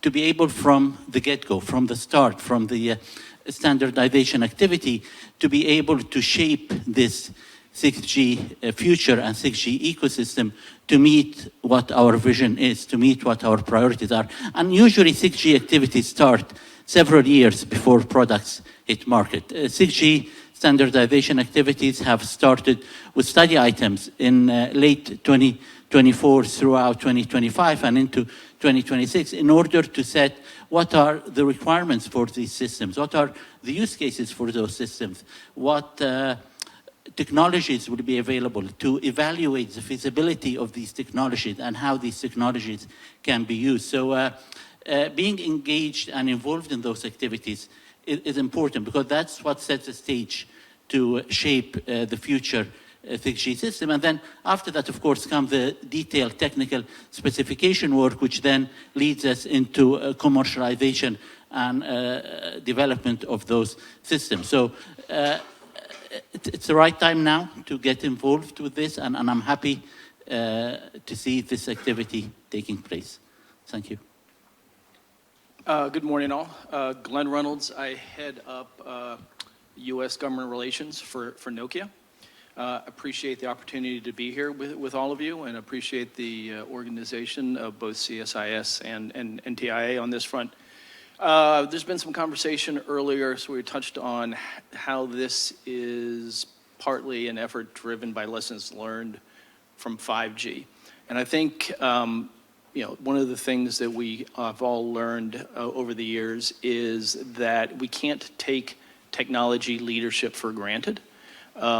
We are playing in a very different playing field than perhaps we were in the early Gs. And there needs to be really some early thinking about how we go about being leaders. One of the things that I've noted importantly here, and of course I've lost my connectivity, is the focus on that this really is a team game, that leadership is a team game. You know, we've talked a little bit recently about how, I keep on hearing globally about technology sovereignty. But technology sovereignty isn't about doing leadership and winning in isolation. It's winning as a collective. I take great pride, I take great positive energy from the fact that we have so many nations represented here today. It's what we need as vendors, as operators. The deputy secretary talked earlier about the importance of scale. This is communications in our networks are by definition a global game. Whether we as vendors or where scale is absolutely critical, whether we're talking about operators who are inherently interconnected globally, we have to be thinking about this from a global perspective. And then when we're thinking about how we drive trusted vendors and trusted technologies, which are going to be laying the foundations for 6G, we really need to be all thinking of this together and operating and frankly, in the same boat, rowing in the same direction. Great, thank you. I'm David Young with ATIS. ATIS is a standards development organization representing North America, and we are the organizational partner for 3GPP, representing North America. I handle government affairs and technology policy for Addis, and I'm delighted to be here. So Addis, about 6 years ago, kicked off a similar call to action that resulted in the creation of a project called the Next G Alliance that was really focused on what would it take to ensure North American leadership in the next generation of wireless technologies. And we began by looking at that from an end-to-end life cycle perspective, beginning with research and ending with the full realization, and each step along the way, and the importance of acting and taking action for each step along the way. So over the course of the intervening years, a lot of the work has been focused on the pre-standardization items, the research elements, and the Next G Alliance has produced over 40 white papers that have helped drive consensus around many of these core areas. We're now, of course, entering the standardization phase, and that work is going on today. And so if anybody's saying that the action taken today is too early, I think it's exactly on time. This is precisely the time that we need to collectively come together to ensure that the decisions being made in 3GPP are done in a way that is aligned with the values of all of the countries represented in this room today. Finally, I would like to say this is something that the Next G Alliance has also recognized, the importance of global collaboration, which is why we have memorandums of understanding with our peer organizations around the world, the 6GIA in Europe, the 6G Forum in South Korea, the XGMF in Japan, the Brought 6G Alliance, and we've partnered with them on numerous occasions to come together in workshops and focus on common areas of concern and interest. And so with respect to today's announcement, it really is heartening to see that now expanded to the governments of all of these countries, focusing on the importance of the success of 6G and what it's going to take to ensure that it is secure, resilient, open, trusted, and innovative. Great, thanks. David, maybe sticking with you and working our way back down. Can you maybe speak a little bit to why the 6G call to action is impactful or important from a 6G security perspective? And maybe for each of you, if there is a particular security-based issue that you hope will kind of be discussed or addressed as part of the call to action, I think that'd be helpful to hear as well. Sure. It's extremely timely. Security work is going on today in the SA3 working group, and there are strong opinions on a variety of issues. And so having alignment around what it takes to bring that architecture, that trusted architecture, is really important. And so, that's an area that I think is critical. I think that the work that the GCOT did was also, a good precursor to this, and we are happy to have been part of that and continue to be part of that organization's work. And so bringing that forward to, again, a larger set of countries and ensuring that those get driven into the standard as it develops is critical. Yeah, I would simply add, well, first of all, I was going to make a point that David made. There were some comments earlier about the timing of this effort as being too early. And I agree with David that I actually believe it's right on time. Over the next year or so, we're going to have a number of key decisions being made. WRC is a little over a year ago on the spectrum side. 3GPP is moving forward quickly on the standard side. Companies like mine and others in this room are aggressively involved in the R&D that is going to drive the technology and define what 6G is all about. So I don't think this is early. I think we're right on time, and we need to all be here in this room today. I would also add, consistent with what we were saying earlier, is, as we look at the standards, as we look at the innovation, industry is going to be and has to be the driver of these efforts. But we really do need the governments to step up and be part of the conversation, to act as a convener, to act as a coordinator, because we really all need to be moving in the same direction. And that's the role of government from our perspective, is to support the industry in laying the foundation that will allow innovators to innovate. I don't know, and I think I'm the one non-technologist on this panel, but even speaking for the technologists on this panel, nobody knows what 6G is exactly going to be. Nobody knows what the killer app that is going to drive 6G is going to be. The role of the folks here is to create the foundation, to create the networks that will allow innovation. So we need to be involved, and we need the support of governments as we look towards standards and balance those who would want to constrain the network's ability to allow innovation, to allow innovators to innovate. We need your support. We need to be working with you on all of these areas, such as spectrum, such as standards, such as the R&D that's underlying this innovation, to basically offset those who would like to drive these networks in a very different direction. So 6G being a foundational platform that connects billions of devices, it's important to have it secure and resilient. I'll talk about 3 points. First is it's an open network. So with open network, there could be more points of attack and points to breach the security. And that's why it's important during the early stages of design, standardization, product development, to ensure that the network is secure at every level, despite being open.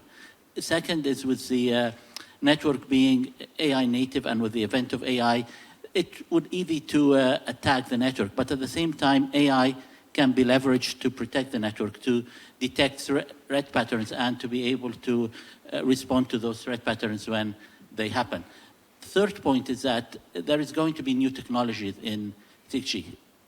ISAC, sensing and communication, that could pose significant threat to the network. And it's important, again, when we consider these new technologies, to take security aspects into account, to make sure that the network is secured when it's doing the sensing operation, and these are not being used for any nefarious or unintended purposes.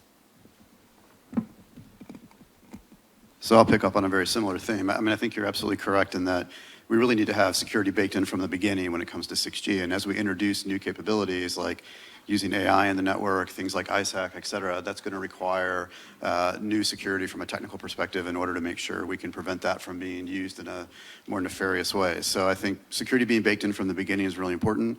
As I said earlier, the decisions we make now, having a common direction now, will set the stage for what goes into these standards as we move forward. So I think having these 25 countries aligned on a very common vision around security is really important, because that gives us the scale with 25 countries to kind of push in that direction in the standards bodies and try to drive that security discussion.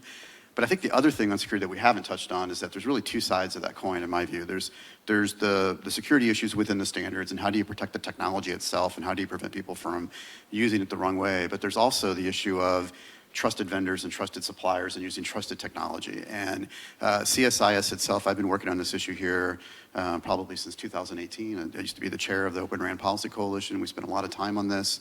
CSIS itself put out a paper back in 2020, I believe it was, around defining what are trusted vendors. I think it's really important that the focus is not only on the technical standards and how we protect the technology itself, but also in driving towards the use of trusted vendors around the world as much as possible. And I think that's a theme that I heard the Assistant Secretary speak to, and others. So just a really important aspect of the security conversation in addition to the technology issues.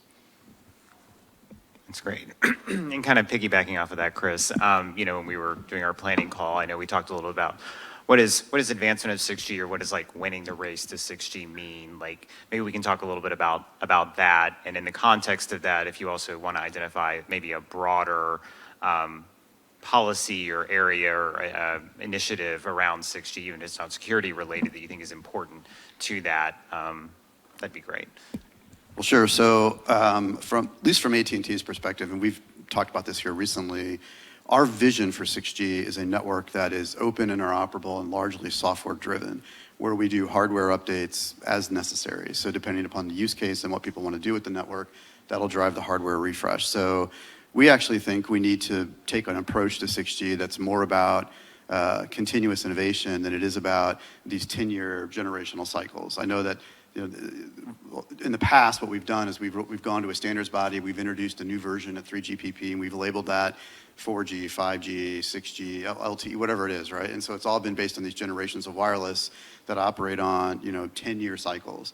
In our view, in the age of AI and all these other things happening so quickly, literally what I'm talking about today in 3 months could be totally different, right? So I think we have to be thinking about these things on a much shorter time frame. And so the standards work, to me, should be much more focused on only standardizing the things that absolutely need to be standard, and focusing on the hardware side, and let the innovation happen on top of that. And that means driving towards more of a software-based network where we introduce new features that way over the long haul. So that's our big priority. So I think the more we can work within these different efforts to drive in that direction, that's what we would view as successful. And if we do that correctly, that will help the country and other countries win the race to 5G in the sense that some of the things that have happened in the past that have raised concerns may be less relevant because we start moving in a direction where it's more about software and innovation, which quite frankly plays more to some of the strengths of the countries here that are part of this call to action.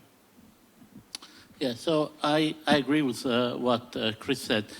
Actually, maybe two areas to focus on.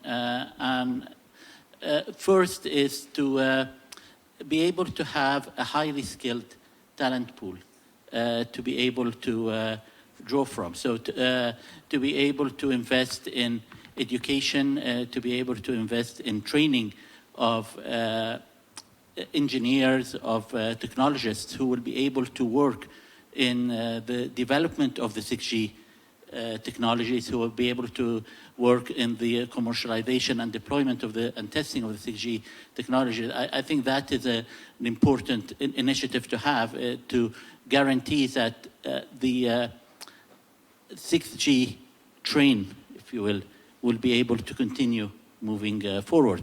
And another point is to have centers of excellence to across like-minded companies and countries where it will spur innovation, where new ideas will be flushed out and added on to allow again to accelerate the development of 6G and to bring products to market in a faster way. So I think those are two areas we could look in to advance 6G going forward. Staying with the theme, our CTO recently spoke about the need to be building networks that can evolve at the speed of software.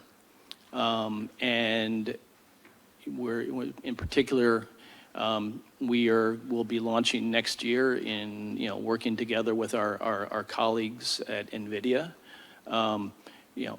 new AI native RAN products that we actually envision will be able to serve our customers well into the 6G era.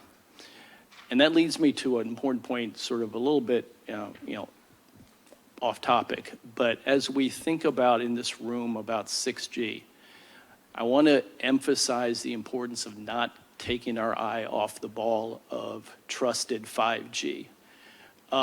Because the 6G networks are going to be built on the foundation of today's 5G networks, whether physically or as a matter of policy and competition. Every time we increase the presence of trusted vendors in global networks, we greatly improve the likelihood that the next generation of networks will also be trusted vendor networks. And the flip side is frankly true as well.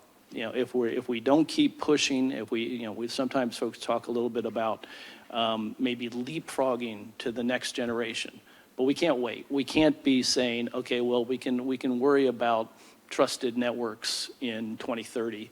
because that's when 6G, and we'll reevaluate it all then. We got to be keeping the eye on the ball today if we're going to have trusted 6G networks tomorrow. Yeah, and sort of building on that, I think the key to leadership success is really looking at the whole life cycle and getting to that realization point. And a key element of that is market readiness. Is the market ready to really embrace and adopt these technologies? And I think one of the challenges with 5G is that some of the vertical use cases that were envisioned, like agriculture or mining or logistics or any of those sorts of things, weren't ready to take advantage of all of the capabilities that 5G brought to the table. And we're just starting to see those now really coming to market, and we're learning from them. And so I think we need to take the learning and leverage it into what goes into 5G. And so I think a key element of success is going to be ensuring that the market and all of the different use cases and users that we envision benefiting from this technology are ready for it. They understand what's coming. They understand how it can be implemented into their operations and really add value from day one. Great. And to build upon the building upon and to close this out, one more question. I feel like we can't have a discussion about 6G and not talk about spectrum, at least not in my mind. And we heard, Assistant Secretary Roth and other folks talk about it a little bit. Without, getting into issues of band allocations and that sort of thing, just looking at lessons learned from 5G, what from the deployment of 5G networks can we take forward when we think about spectrum needs for 6G and maybe also technological solutions to help, enhance efficiency and that sort of thing? And I'll open it up to whoever wants to go first. From the vendor perspective, obviously, the more we can build to meet global needs rather than having to build to different standards around the world, the better. The more we can, the more efficient we can be, and therefore the more competitive trusted vendors can be, globally. So coordination, and coordination doesn't mean that every country has to be, have the same spectrum policy. That's not going to happen. It's just the fact that every country has their own different priorities, their own histories, and we're working with the hands that we're dealt. But the more that the countries can coordinate, the more that we can all be on the same general page as we approach WRC or as we set our own individual country spectrum policies, the better it is to allow this whole trusted community to be able to compete globally. So spectrum is obviously extremely important to making our networks work. I would say one of the challenges with 5G is for a number of years, we didn't have a spectrum pipeline. Now we do. So thanks to the administration for making that happen. That's a step in the right direction. I mean, we can debate the intricacies of 6 gigahertz, 7 gigahertz, what have you, et cetera. But I think at a macro level, just having a spectrum pipeline and a plan is extremely important. We thank the administration for doing that. There's obviously some details that need to be sorted out with the industry, and that I suspect that will happen here in the next several months. But those are all vitally important issues. With 5G and 6G, mid-band spectrum in particular is going to be the lifeblood of a lot of that technology. So just having a pipeline in place and the opportunity to work through that, I think, is a step in the right direction. And I think, David, as you pointed out, WRC 27 is going to be very important around harmonizing the bands around the world. When we talk about what are the things that actually do need to be harmonized internationally, if we let the innovation happen on top, right, like I was talking about earlier, the stuff that does need to be harmonized is the spectrum bands and some of the air interface issues, so we can complete calls as we travel. We all go out overseas and travel and want to use our devices, and so I do think it's really important that we do that. So I think going into WRC 2027, that'll be a major focus area and of importance for the industry as well. So I agree with what has been said for spectrum. It's really the lifeblood of wireless communication systems, and to have an efficient system that provides the needed performance and capacity, we need to have sufficient spectrum. Also, to have spectrum that gives good communication characteristics. So, of course, as we go up in the spectrum ladder, let's say to FR2, we start getting into some coverage issues. So there we need the technology to be able to address those issues and to be able to make good use of those spectrum in terms of coverage and provide better coverage there. Yeah, couldn't agree more with everything said here. The millimeter wave really was exciting for 5G and brought some valuable performance capabilities to bear for particular applications. But what I think we really saw was the importance of mid-band spectrum for that wide area, robust coverage and performance. And so, again, pleased to see what's been done in the U.S. with the spectrum pipeline, and hope that folks come together for WRC to come up with a harmonized approach globally. Great. Well, thank you all so much for taking part in the conversation. If you'll join me in giving them a round of applause.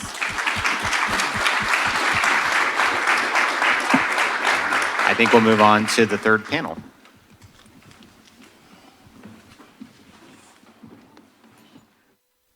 Ladies and gentlemen, the European Commission welcomes the call to action for 6G leadership and security. This is of highest strategic importance, and this is a very timely initiative. 6G will become a cornerstone technology. Together with AI, with the cloud, with emerging digital landscape, it will redefine most industrial sectors and the economy at large. We all share this vision.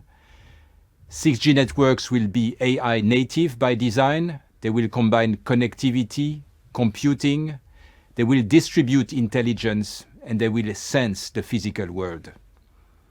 So 6G will truly deliver universal connectivity. It will combine terrestrial and non-terrestrial networks in a comprehensive approach, and yet flexible and dynamic.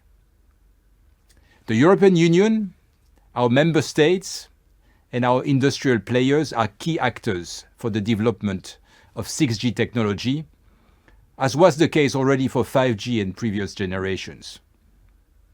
We are fully committed to collaborate with partners from across the world to deliver on an open and secure 6G future. In that context, the European Commission welcomes and shares the vision for 6G laid out in the call to action, underpinning an open, secure, and resilient global communications system. In particular, security is of paramount importance for that matter. 6G networks will be critical to our economy, to our national security. So 6G must be resilient. It must be secure by design if we don't want networks to become a source of structural fragility.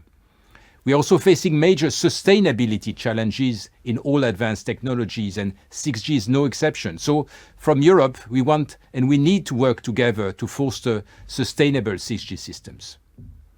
In that context, public-private partnerships are the way forward. This is what we have undertaken. In Europe, the European Commission has worked already hand-in-hand with industry as part of the Smart Networks and Services joint undertaking. We have already delivered a number of research results and contributions to standards. The next step will be critical to deliver on our common agenda. And international cooperation is essential to ensure that 6G systems are designed in line with our objectives. Public and private sectors need to align on international 6G standards in 3GPP and in other fora. In short, the Commission will continue working with EU member states, with other countries, with industry to deliver on the vision and on the goals set out in the 6G call to action. Thank you for your attention, and I welcome further discussions.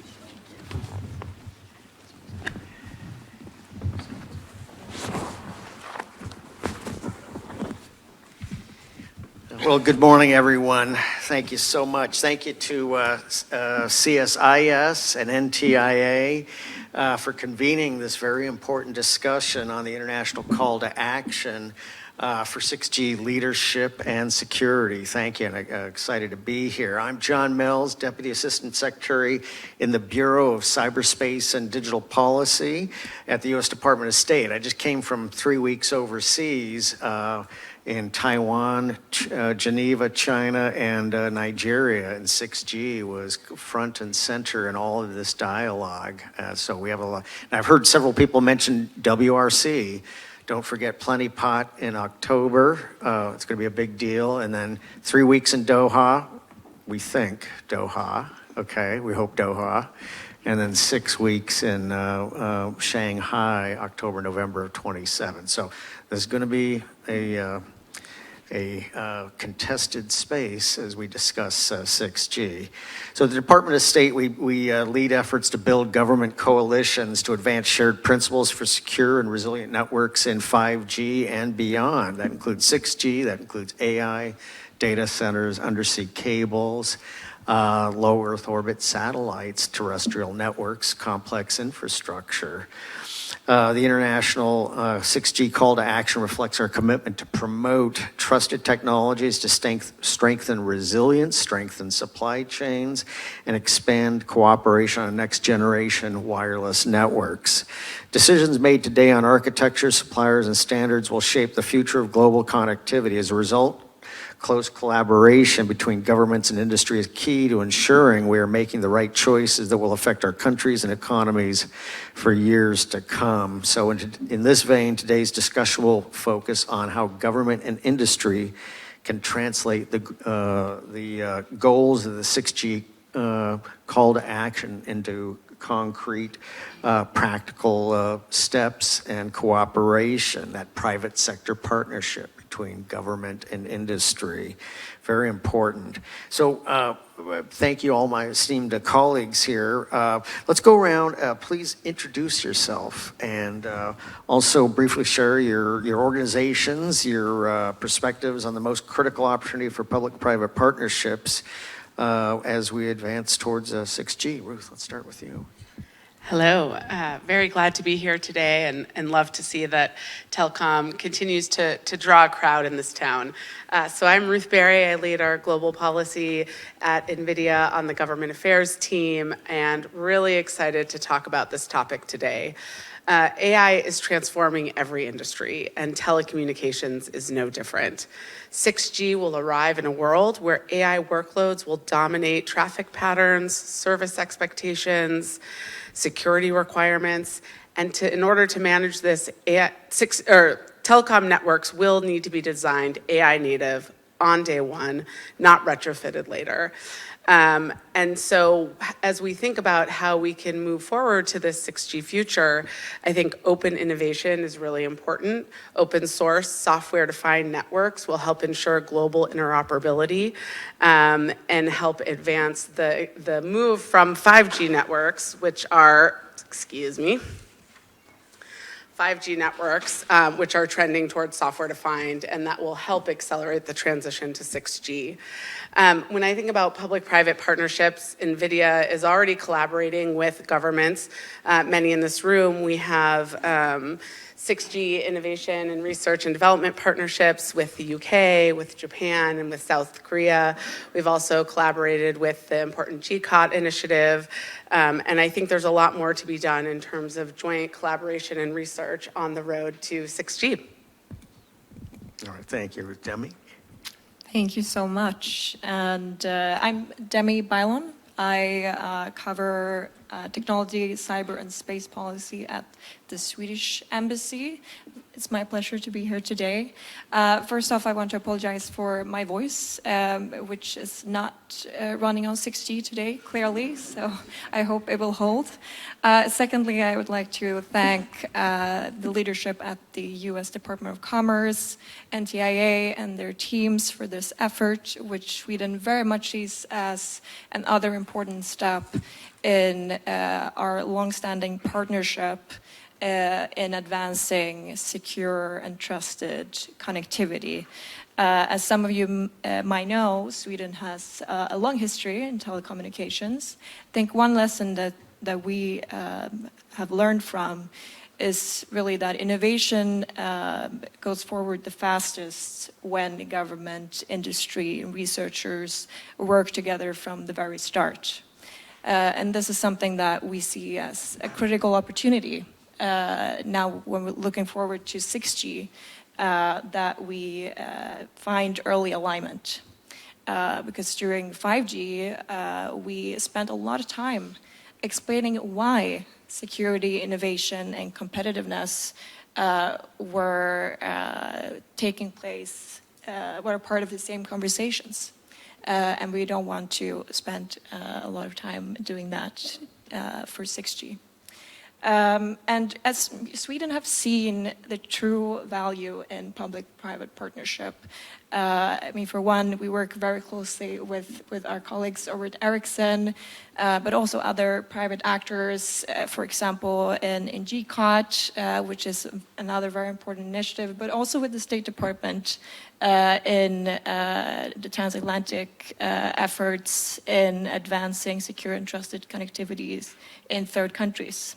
And this is also critical because, you know, looking over to the east and our competition and their activities, it's really been proven that, you know, getting in front of that and working closely together is absolutely crucial.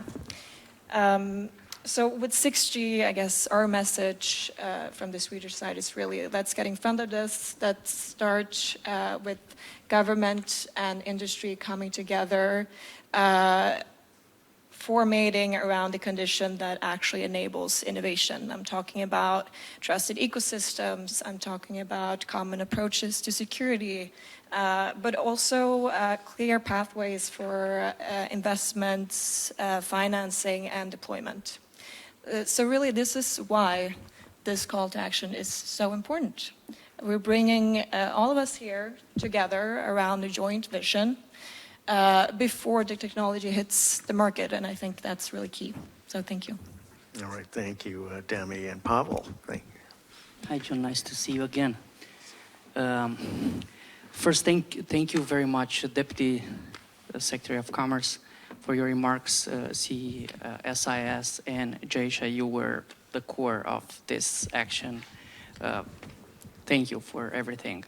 And you have a great team in our embassy, in your embassy in Bucharest. Ambassador there in Nuremberg, Massimo, Drew, all the commerce guys were amazing in supporting this initiative. I just want to say a small story. Yesterday, I was heading out the White House with my boss, with the president, and of course, as any minister, deputy minister, official, you stop by the gift shop. So I go at the gift shop, and I know already what to buy when I'm in a gift shop in an American institution. And I looked at the shirt, T-shirt, you know. So I see the T-shirt with the presidential seal, and I look at the price, and I see, the heck, $85. It was like $55 last time when I was here. But I saw something new. It was written, proudly made in USA, which a few years ago I could not see in DC. I bought things. We all have things in our shops, governments, made in China. And it was for the first time when I felt that I'm proudly paying a little more for a product which is made by you in this country. And I thought about today's event, and I realized that we've been tricked for years, manipulated, disinformed by the fact that cheap is better. Even if it's good, it's better. If something is cheap and it's also good, there's something tricky behind. And that's what happened in our 5G networks. So I'm proudly saying, with all the humbleness, and I underline that Romania has championed the 5G legislation. So by the end of the year, we're going to be completely free in our core infrastructure of any Chinese equipment, even one screw. By 2028, 2029, from our analysis, probably with the help of the government, U.S. government, we're gonna be completely Chinese equipment free in our RAN networks, tens of thousands of sites, which is amazing. I could not believe that this will happen. And I have to tell you, this is a great initiative, and why we just jumped in instantly. It's because we have on the table in our parliament a law which extends what we did on 5G to 6G. So we have a law on the table which says you will never put a Chinese equipment in our networks. We replicated this at the European level. We were the first country signing the MOU at the White House. Our former president was with President Trump there. The administrations were amazing. We worked it out. We have to understand that we need to change the mindset, to educate our people. Just if you go in Europe, you know, the total cost of ripping and replace equipment which is not safe, we already decided that, per user, so per subscription, it was around, in 2020, it was around €7. So what I have asked in many meetings, you know, national security meetings across the world, especially in Europe, is it so much to pay a one-time cost for a European citizen to rip and replace an equipment which endangers his security? If you would ask any citizen in Europe, he would say, €7 for my security? Of course, inflation is a little high now, but this is the question that we have to ask ourselves all the time. You know, Ericsson was a great partner. It is a great partner in Romania, across Europe. Nokia, Mavenir, you know, American companies. So we need to think very simple about these things. We have the 5G experience. We know what we do on 6G, and we know what we do on any red line that we already already draw. We cannot cross red lines when we talk about security and technology. Definitely, this doesn't mean that we don't do business with China. Everybody's doing business with China across the world, but this is our perspective, and we thought about our national security above anything. And we proudly align with the US government. Thank you.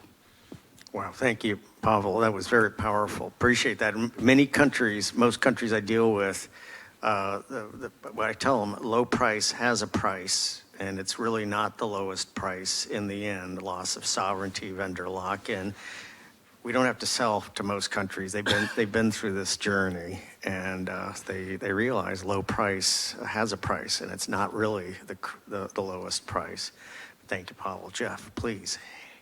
Yeah, thank you so much, and I echo the thank yous of other panelists, to Deputy Secretary DeBar, to Ariel Roth and Jaysha and team. Thank you for putting this together. Thank you to all of the countries that have signed on to this. It's really an impressive group that has come together.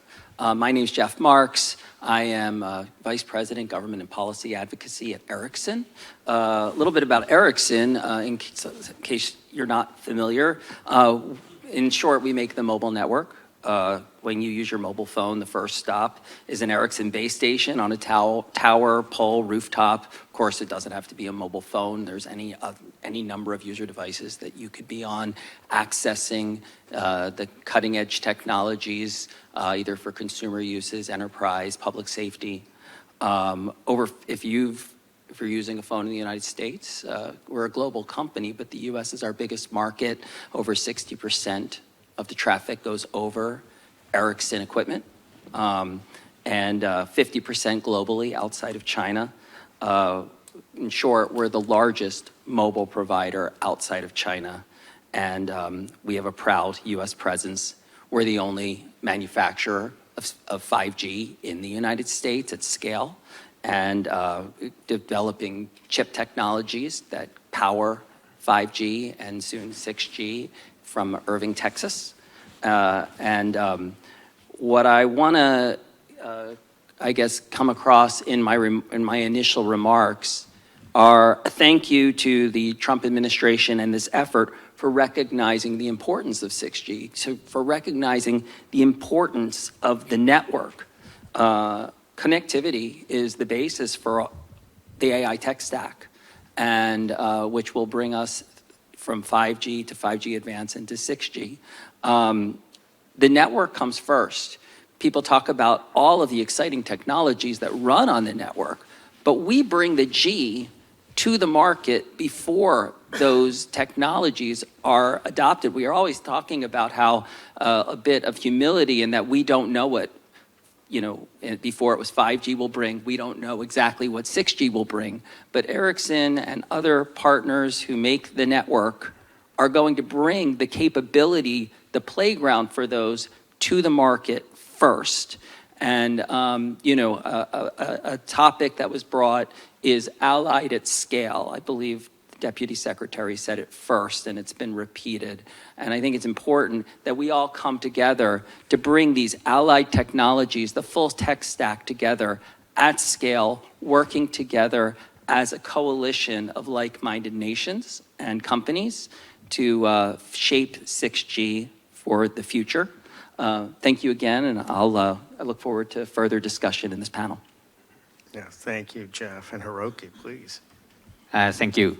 Thank you very much to the U.S. colleagues and our partners for their leadership in developing in 6G call to action. So it's my pleasure to join with such great panelists today.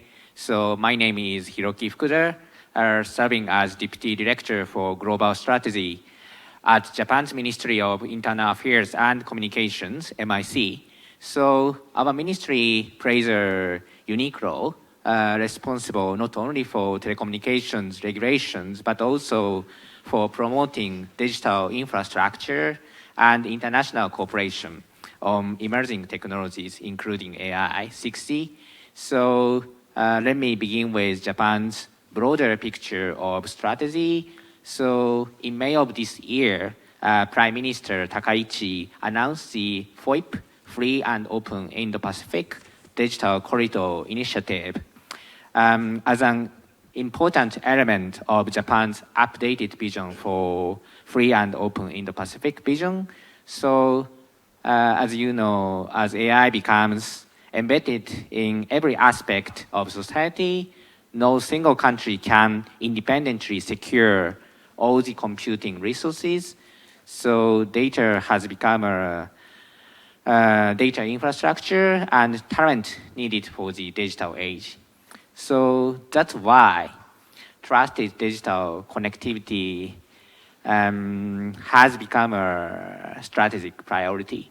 So through the FOIP Digital Corridor Initiative, Japan aims to promote the development of subsea cables, open RAN satellite communications, and all photonics networks, helping to build a trusted, resilient, and interconnected digital ecosystem, as mentioned in 6G Call to Action.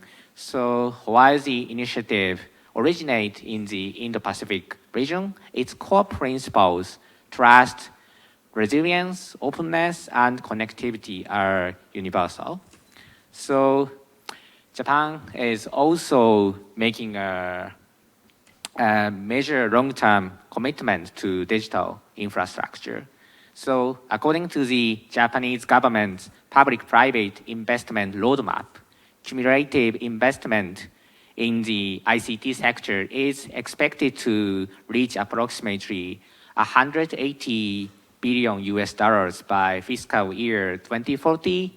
This includes approximately 128 billion US dollars for next generation wireless technologies, including 5G, 6G, for all photonics networks, and $15 billion for subsea cables. So these investments reflect our belief that trusted and secure digital infrastructure is not only a national priority, but also a shared international objective. So, well, from Japan's perspective, the most important opportunity for public-private partnership is to shape 6G from the beginning around the principles of openness, interoperability, security, and resilience. So we maintain regular dialogue with industry to ensure that policy reflects technological and operational realities. So that's my introduction. Thank you very much. Thank you, Hiroki. And Hiroki used the word trust. I think that's a critical word. We're all using the word trust. What does trust mean? Well, there's a qualitative aspect, there's a quantitative aspect to it, and there's also a transparency aspect to it. In a different but related field, it's like the key term is for trust is transparency. And in aircraft certification, a different field, but it's very interesting. Why? How do we get aircraft certified? There's a transparency aspect to it. If you want to get your aircraft certified, you have to be transparent. Same with networks here, and that's really a core element of trust is transparency. It seems like we were just in rooms like this not too long ago talking about the launch of 5G. So, and I'm sure many of you were in these same meetings as we made the jump to 5G. So I'd like to ask my panel here, I'll start with Hiroki here, but what were some of the key challenges we faced in the 5G era on development or deployment or other issues, and how can we make sure we jump over those hurdles for 6G? Sure. Thank you very much. So I would say one of the most important lessons from 5G era is that security, resilience, and supply chain diversity must be built into network architecture from the outset rather than added later. So for 6G, public-private collaboration can help us address these challenges proactively.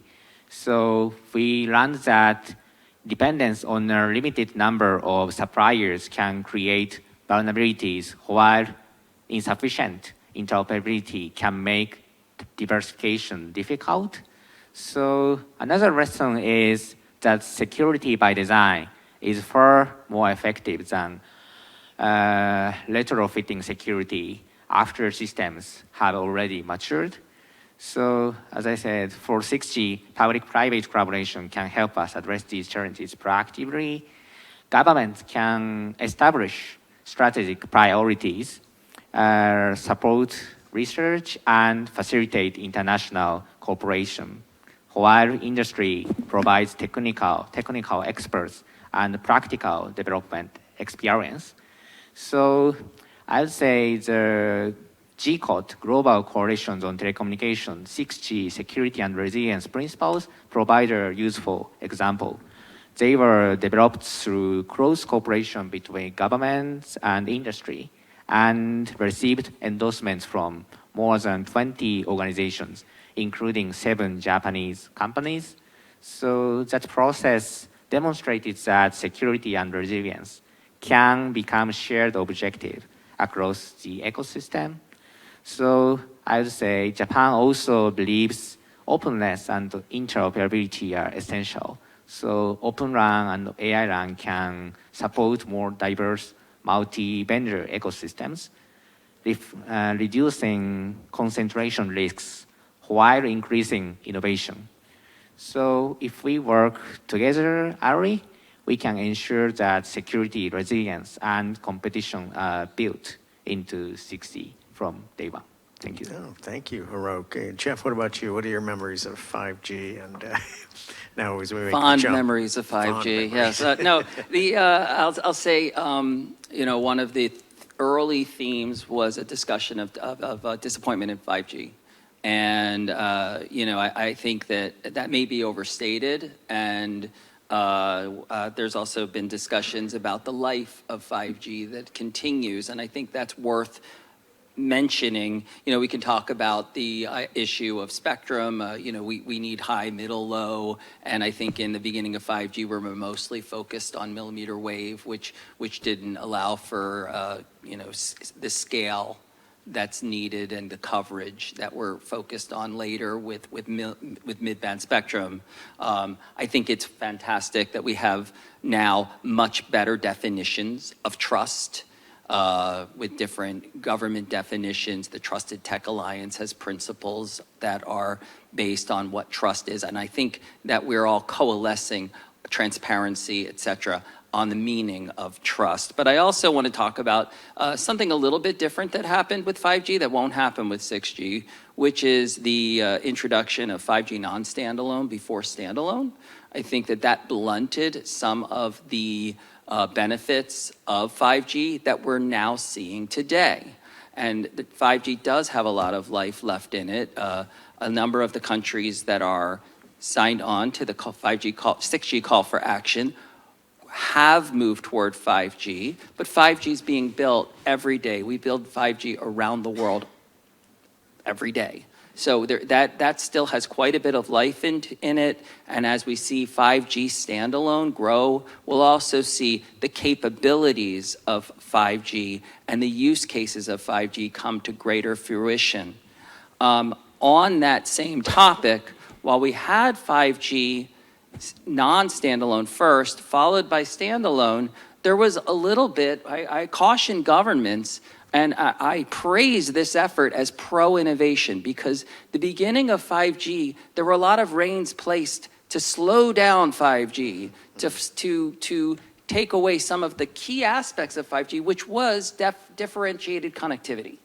And if you're in a world where there's created a lot of regulatory uncertainty in the EU, the US, some other key markets for can we use this capability within certain frameworks of net neutrality, et cetera, I think that kind of blunted some of the economic incentives to move to standalone.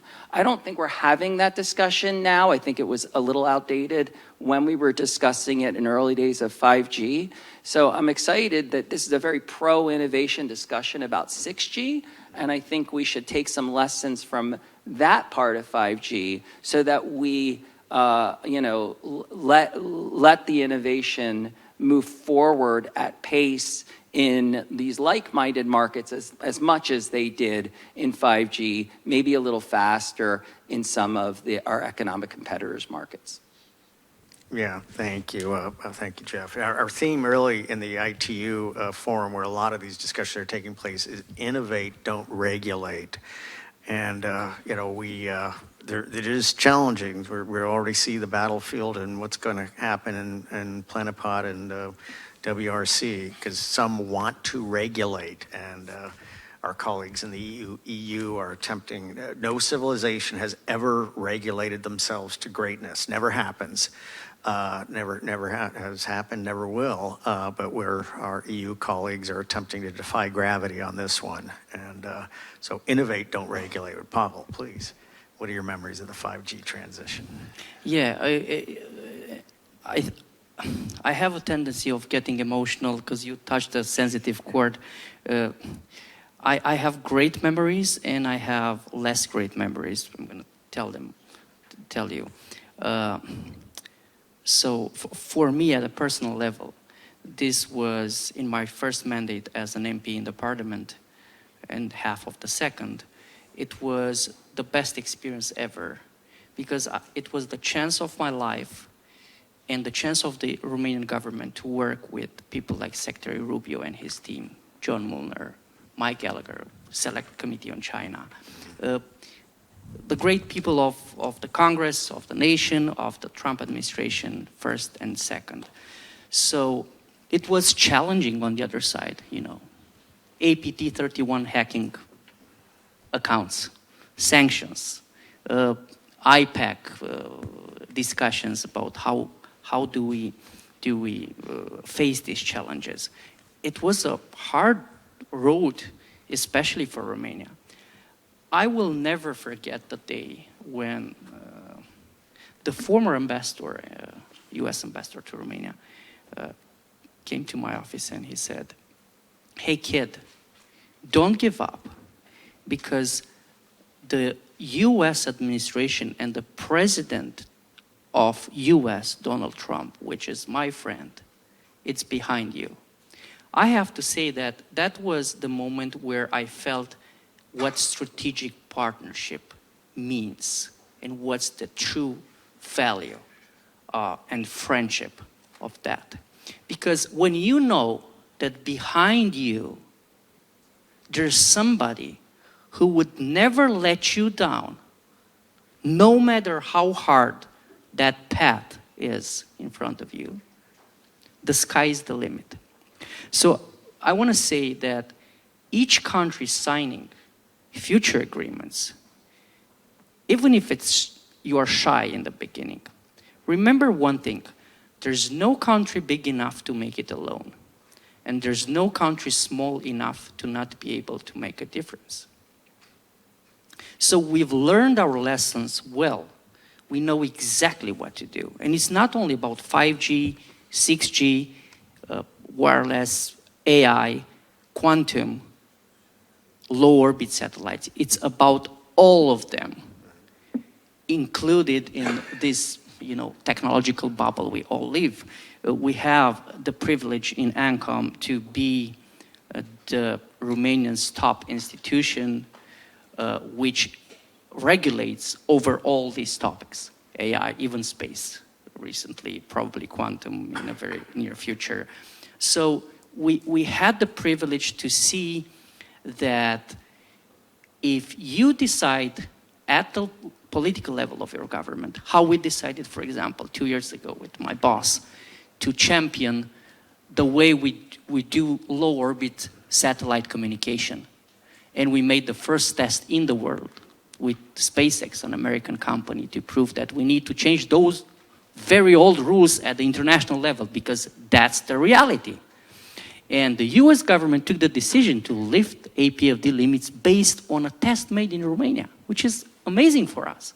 So we need to push all this old mindset, because you mentioned ITU, which is a great organization, because that's where we work together. That's where multilateralism and countries across the world go forward on a beautiful path of working together. But we need to face the challenges of these organizations and understand that if you set up rules 28 years ago, they are already old when systems were not even existing in space. So we've learned that, and we championed things that we've never thought at the level of a small country like Romania we would actually champion. And this was also in a big part because of the incredible support of the US government and the partnerships. And just to finish with the private sector, I encourage the companies to come and step in a little more in public institutions. I'm a very pro-American, definitely, and pro-European person, and my boss and the institution, we are proudly Europeans. But when American companies are coming to us and say, hey, what's with this definition? We don't understand this definition and regulation.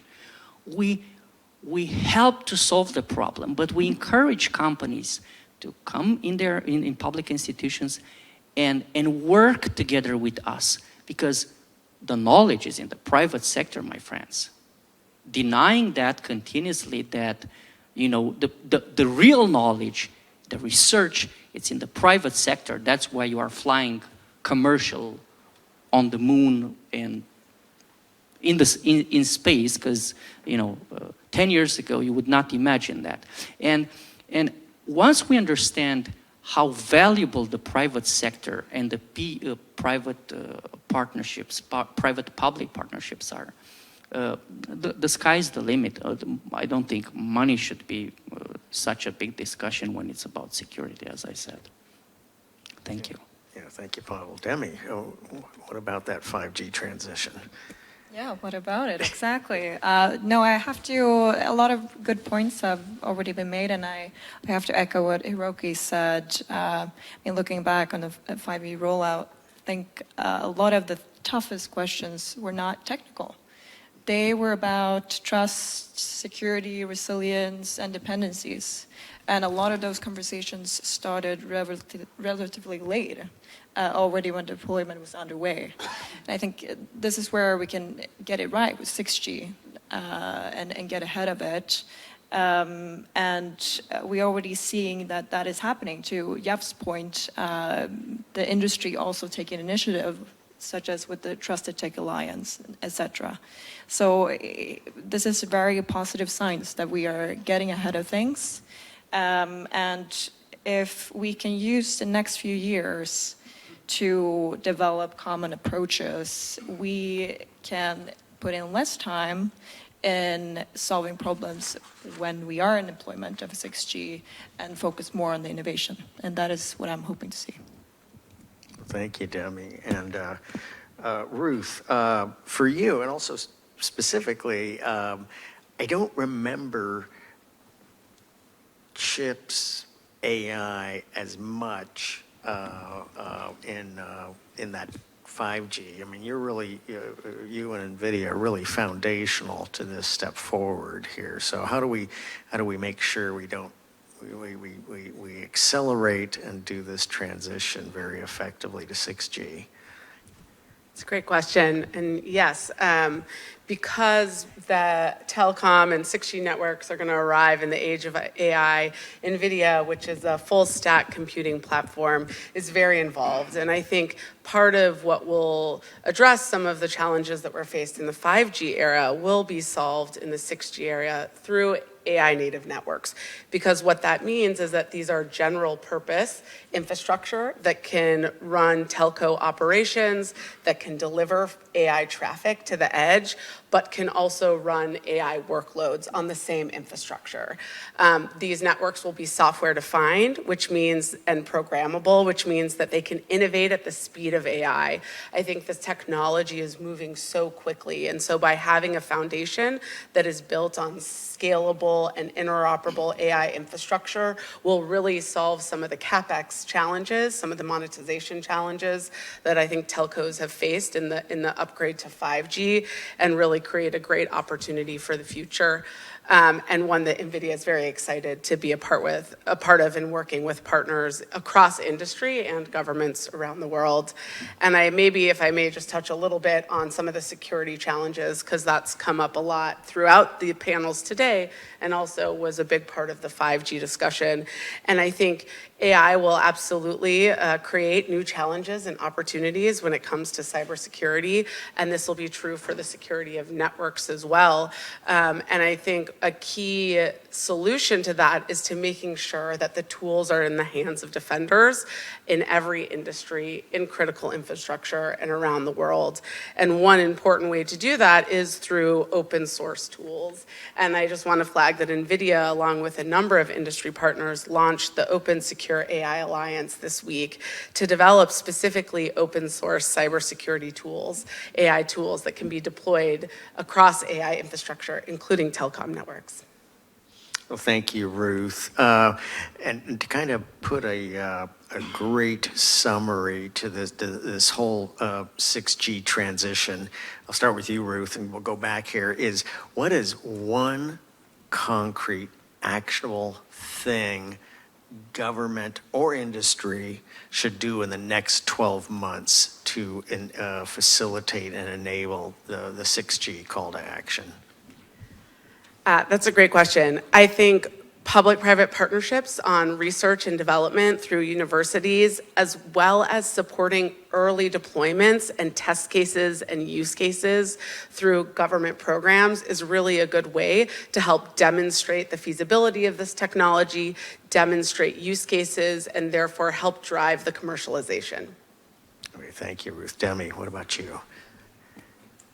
Yeah, so for me, success is very practical. A year from now, I would like to see that the countries that is endorsing the call to action is actively working together on research, on testing, on developing standards. I think that's a very tangible outcome that we can achieve under the next 12 months. And we do have a pretty significant group here of 25 countries, and I think that's a great platform to start from. Thank you, Demi. Pavel. Yeah, for me, for us, it's very simple. We dream at the day in the next 12 months where President Nicu Jordan will sit in the White House garden with President Trump and discuss what we did on 5G and what we will do on 6G in terms of MOU or AI, or so to replicate what we've done years ago. I see that moment coming, and I know that Washington hears us. Oh, very good, very good. Jeff, what about you? I'm doing two things. Double prizes. I'm gonna do just two concrete actions, because first I do want to congratulate the call to action for recognizing that 5G is not finished. And so I think working with like-minded governments all around the world, as we are doing now and continue to do, to move toward trusted 5G infrastructure as the basis for trusted 6G infrastructure. And second, let's all show up strong in making sure that the spectrum allocations are there to receive 6G. It's spectrum allocations, spectrum auctions, spectrum technical frameworks in countries are all long tail tasks. And with 6G coming in 2029, 2030, we need that spectrum in place then for us to be able to innovate on 6G. Thank you. Thank you. Hiroki. Thank you. From Japan's perspective, the most important next step is implementation. So the 6G call to action provides a shared framework, but the real value lies in how we operationalize them through standards alignment, multi-vendor interoperability, trusted supply chains, and AI integrated networks design. So this requires continued collaboration between government and industry, particularly in early 6G standardization phases.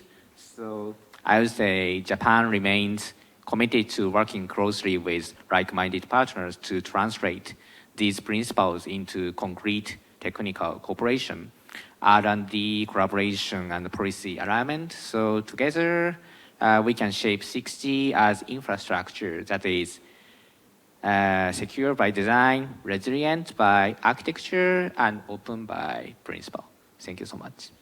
Yeah, thank you, Hiroki, and everyone. And yeah, I think it's going to be so important for spectrum, for implementation, for like-minded nations to work closely together, because this is going to be a competitive and contested environment. This is what we're living every day at State Department as we work these issues. I wanted to share one quick story here that I think explains and is an exemplar of the competitive environment. I just came back from another country right before this trip. I'm not going to name the country, but a big issue there was Ericsson had just won a couple of years earlier a big contract. They won it fair and square, third-party independent audit.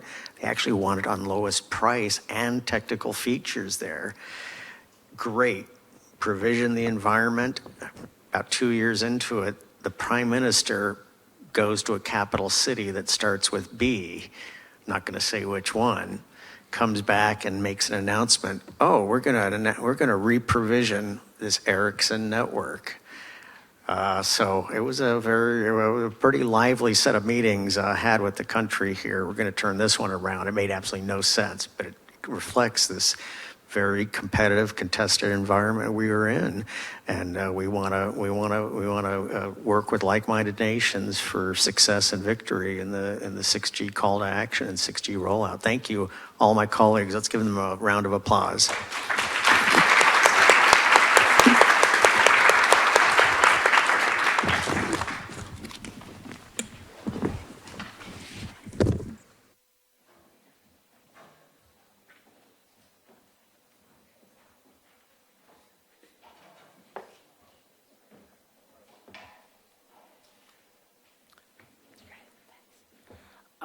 Well, I really appreciate that a lot of our audience has stuck with us. So I have the unenviable task of briefly capturing some of the takeaways from today and thanking everyone. So I think I would start with the idea that this demonstrates that we have a lot of momentum. We heard about the 6G call to action. new international agreement, 25 countries to it, and that this is really not only a set of principles, but a concrete plan to make measurable progress in the next year. And so that the key thing that we need to do collectively is to translate those principles into concrete work streams over the next year. Heard that this is the moment to do it, that as opposed to 5G, that we're not late to this conversation, but also we don't have a lot of time at the same time, right? That we actually need to make progress soon. We heard about so many critical areas that we need to focus on in order to be successful, given the complexity of these networks and these issues.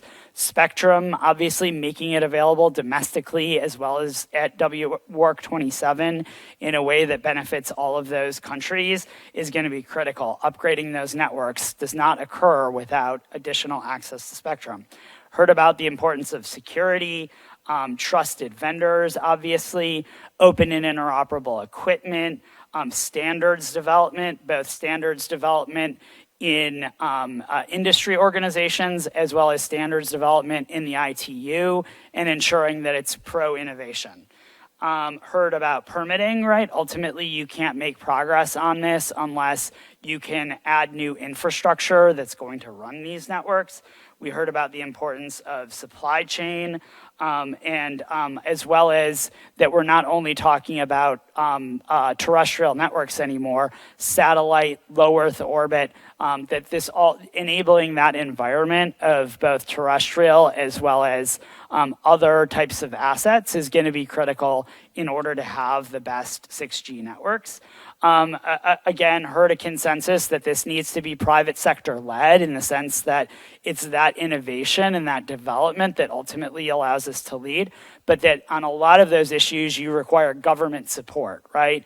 And so it's going to be absolutely critical for all of the governments to work together in all those areas and talk to industry and other stakeholders in order to identify the ways in which they need to support those efforts. And really how this is not just about communications. This is about the tech stack, right? In a couple of different ways. One is that these networks are not only going to be for communications, they are going to run AI workloads. They are going to do sensing and all kinds of ability to have use cases based on their read of an environment that are going to have incredible applications, both commercially as well as even militarily. And also building the best tech stack in the sense that these aren't just telecom networks. They are going to integrate AI models, cloud, edge devices. We heard about photonics. All of these different technologies are going to converge in 6G in a way that's really, really critical. And so this is ultimately a technological transition, a major part of a major technological transition. You know, if you pair it with AI, that's on par with the Industrial Revolution, with the development of electricity. And so just to end with the observation that, you know, in those past revolutions, usually one or at most two countries captured the gains, right? If you're talking about the first Industrial Revolution, it was the UK, right? If you're talking about a lot, you know, electronics and automobiles and aviation in the 20th century, a lot of it was the US. But with this type of agreement and this type of effort, there is the potential, particularly because of all those elements I was talking about in 6G networks, application services, for all of the signatory governments as well as allies and partners to really capture the benefits together and then to enjoy all the economic, geostrategic, military benefits that'll come with it. Because ultimately, a lot of these technologies are not only commercial anymore, they are dual use. And so the ability to capture those gains is going to be central to our geostrategic competition with our competitors and adversaries. So I really want to thank, on behalf of CSIS, Deputy Secretary DeBar, Ambassador Hannefeld, Administrator Roth, as well as Undersecretary Bouty, as well as Thibaut Kleiner from the European Commission, who joined us in a pre-recorded video. Obviously, really appreciated that because that transatlantic cooperation and collaboration is going to be really a key part of this, as well as to thank all of our moderators and panelists. So really appreciate you bearing with us and everybody in the audience, both in person as well as online. And so that concludes the public portion of our program. For the officials that are from signatory governments who are going to be having some discussions in the afternoon, there's a registration table in the room to my left. So I would ask you to gradually make your way over there, and then we can get started with that session. So really appreciate it. So thank you, everyone.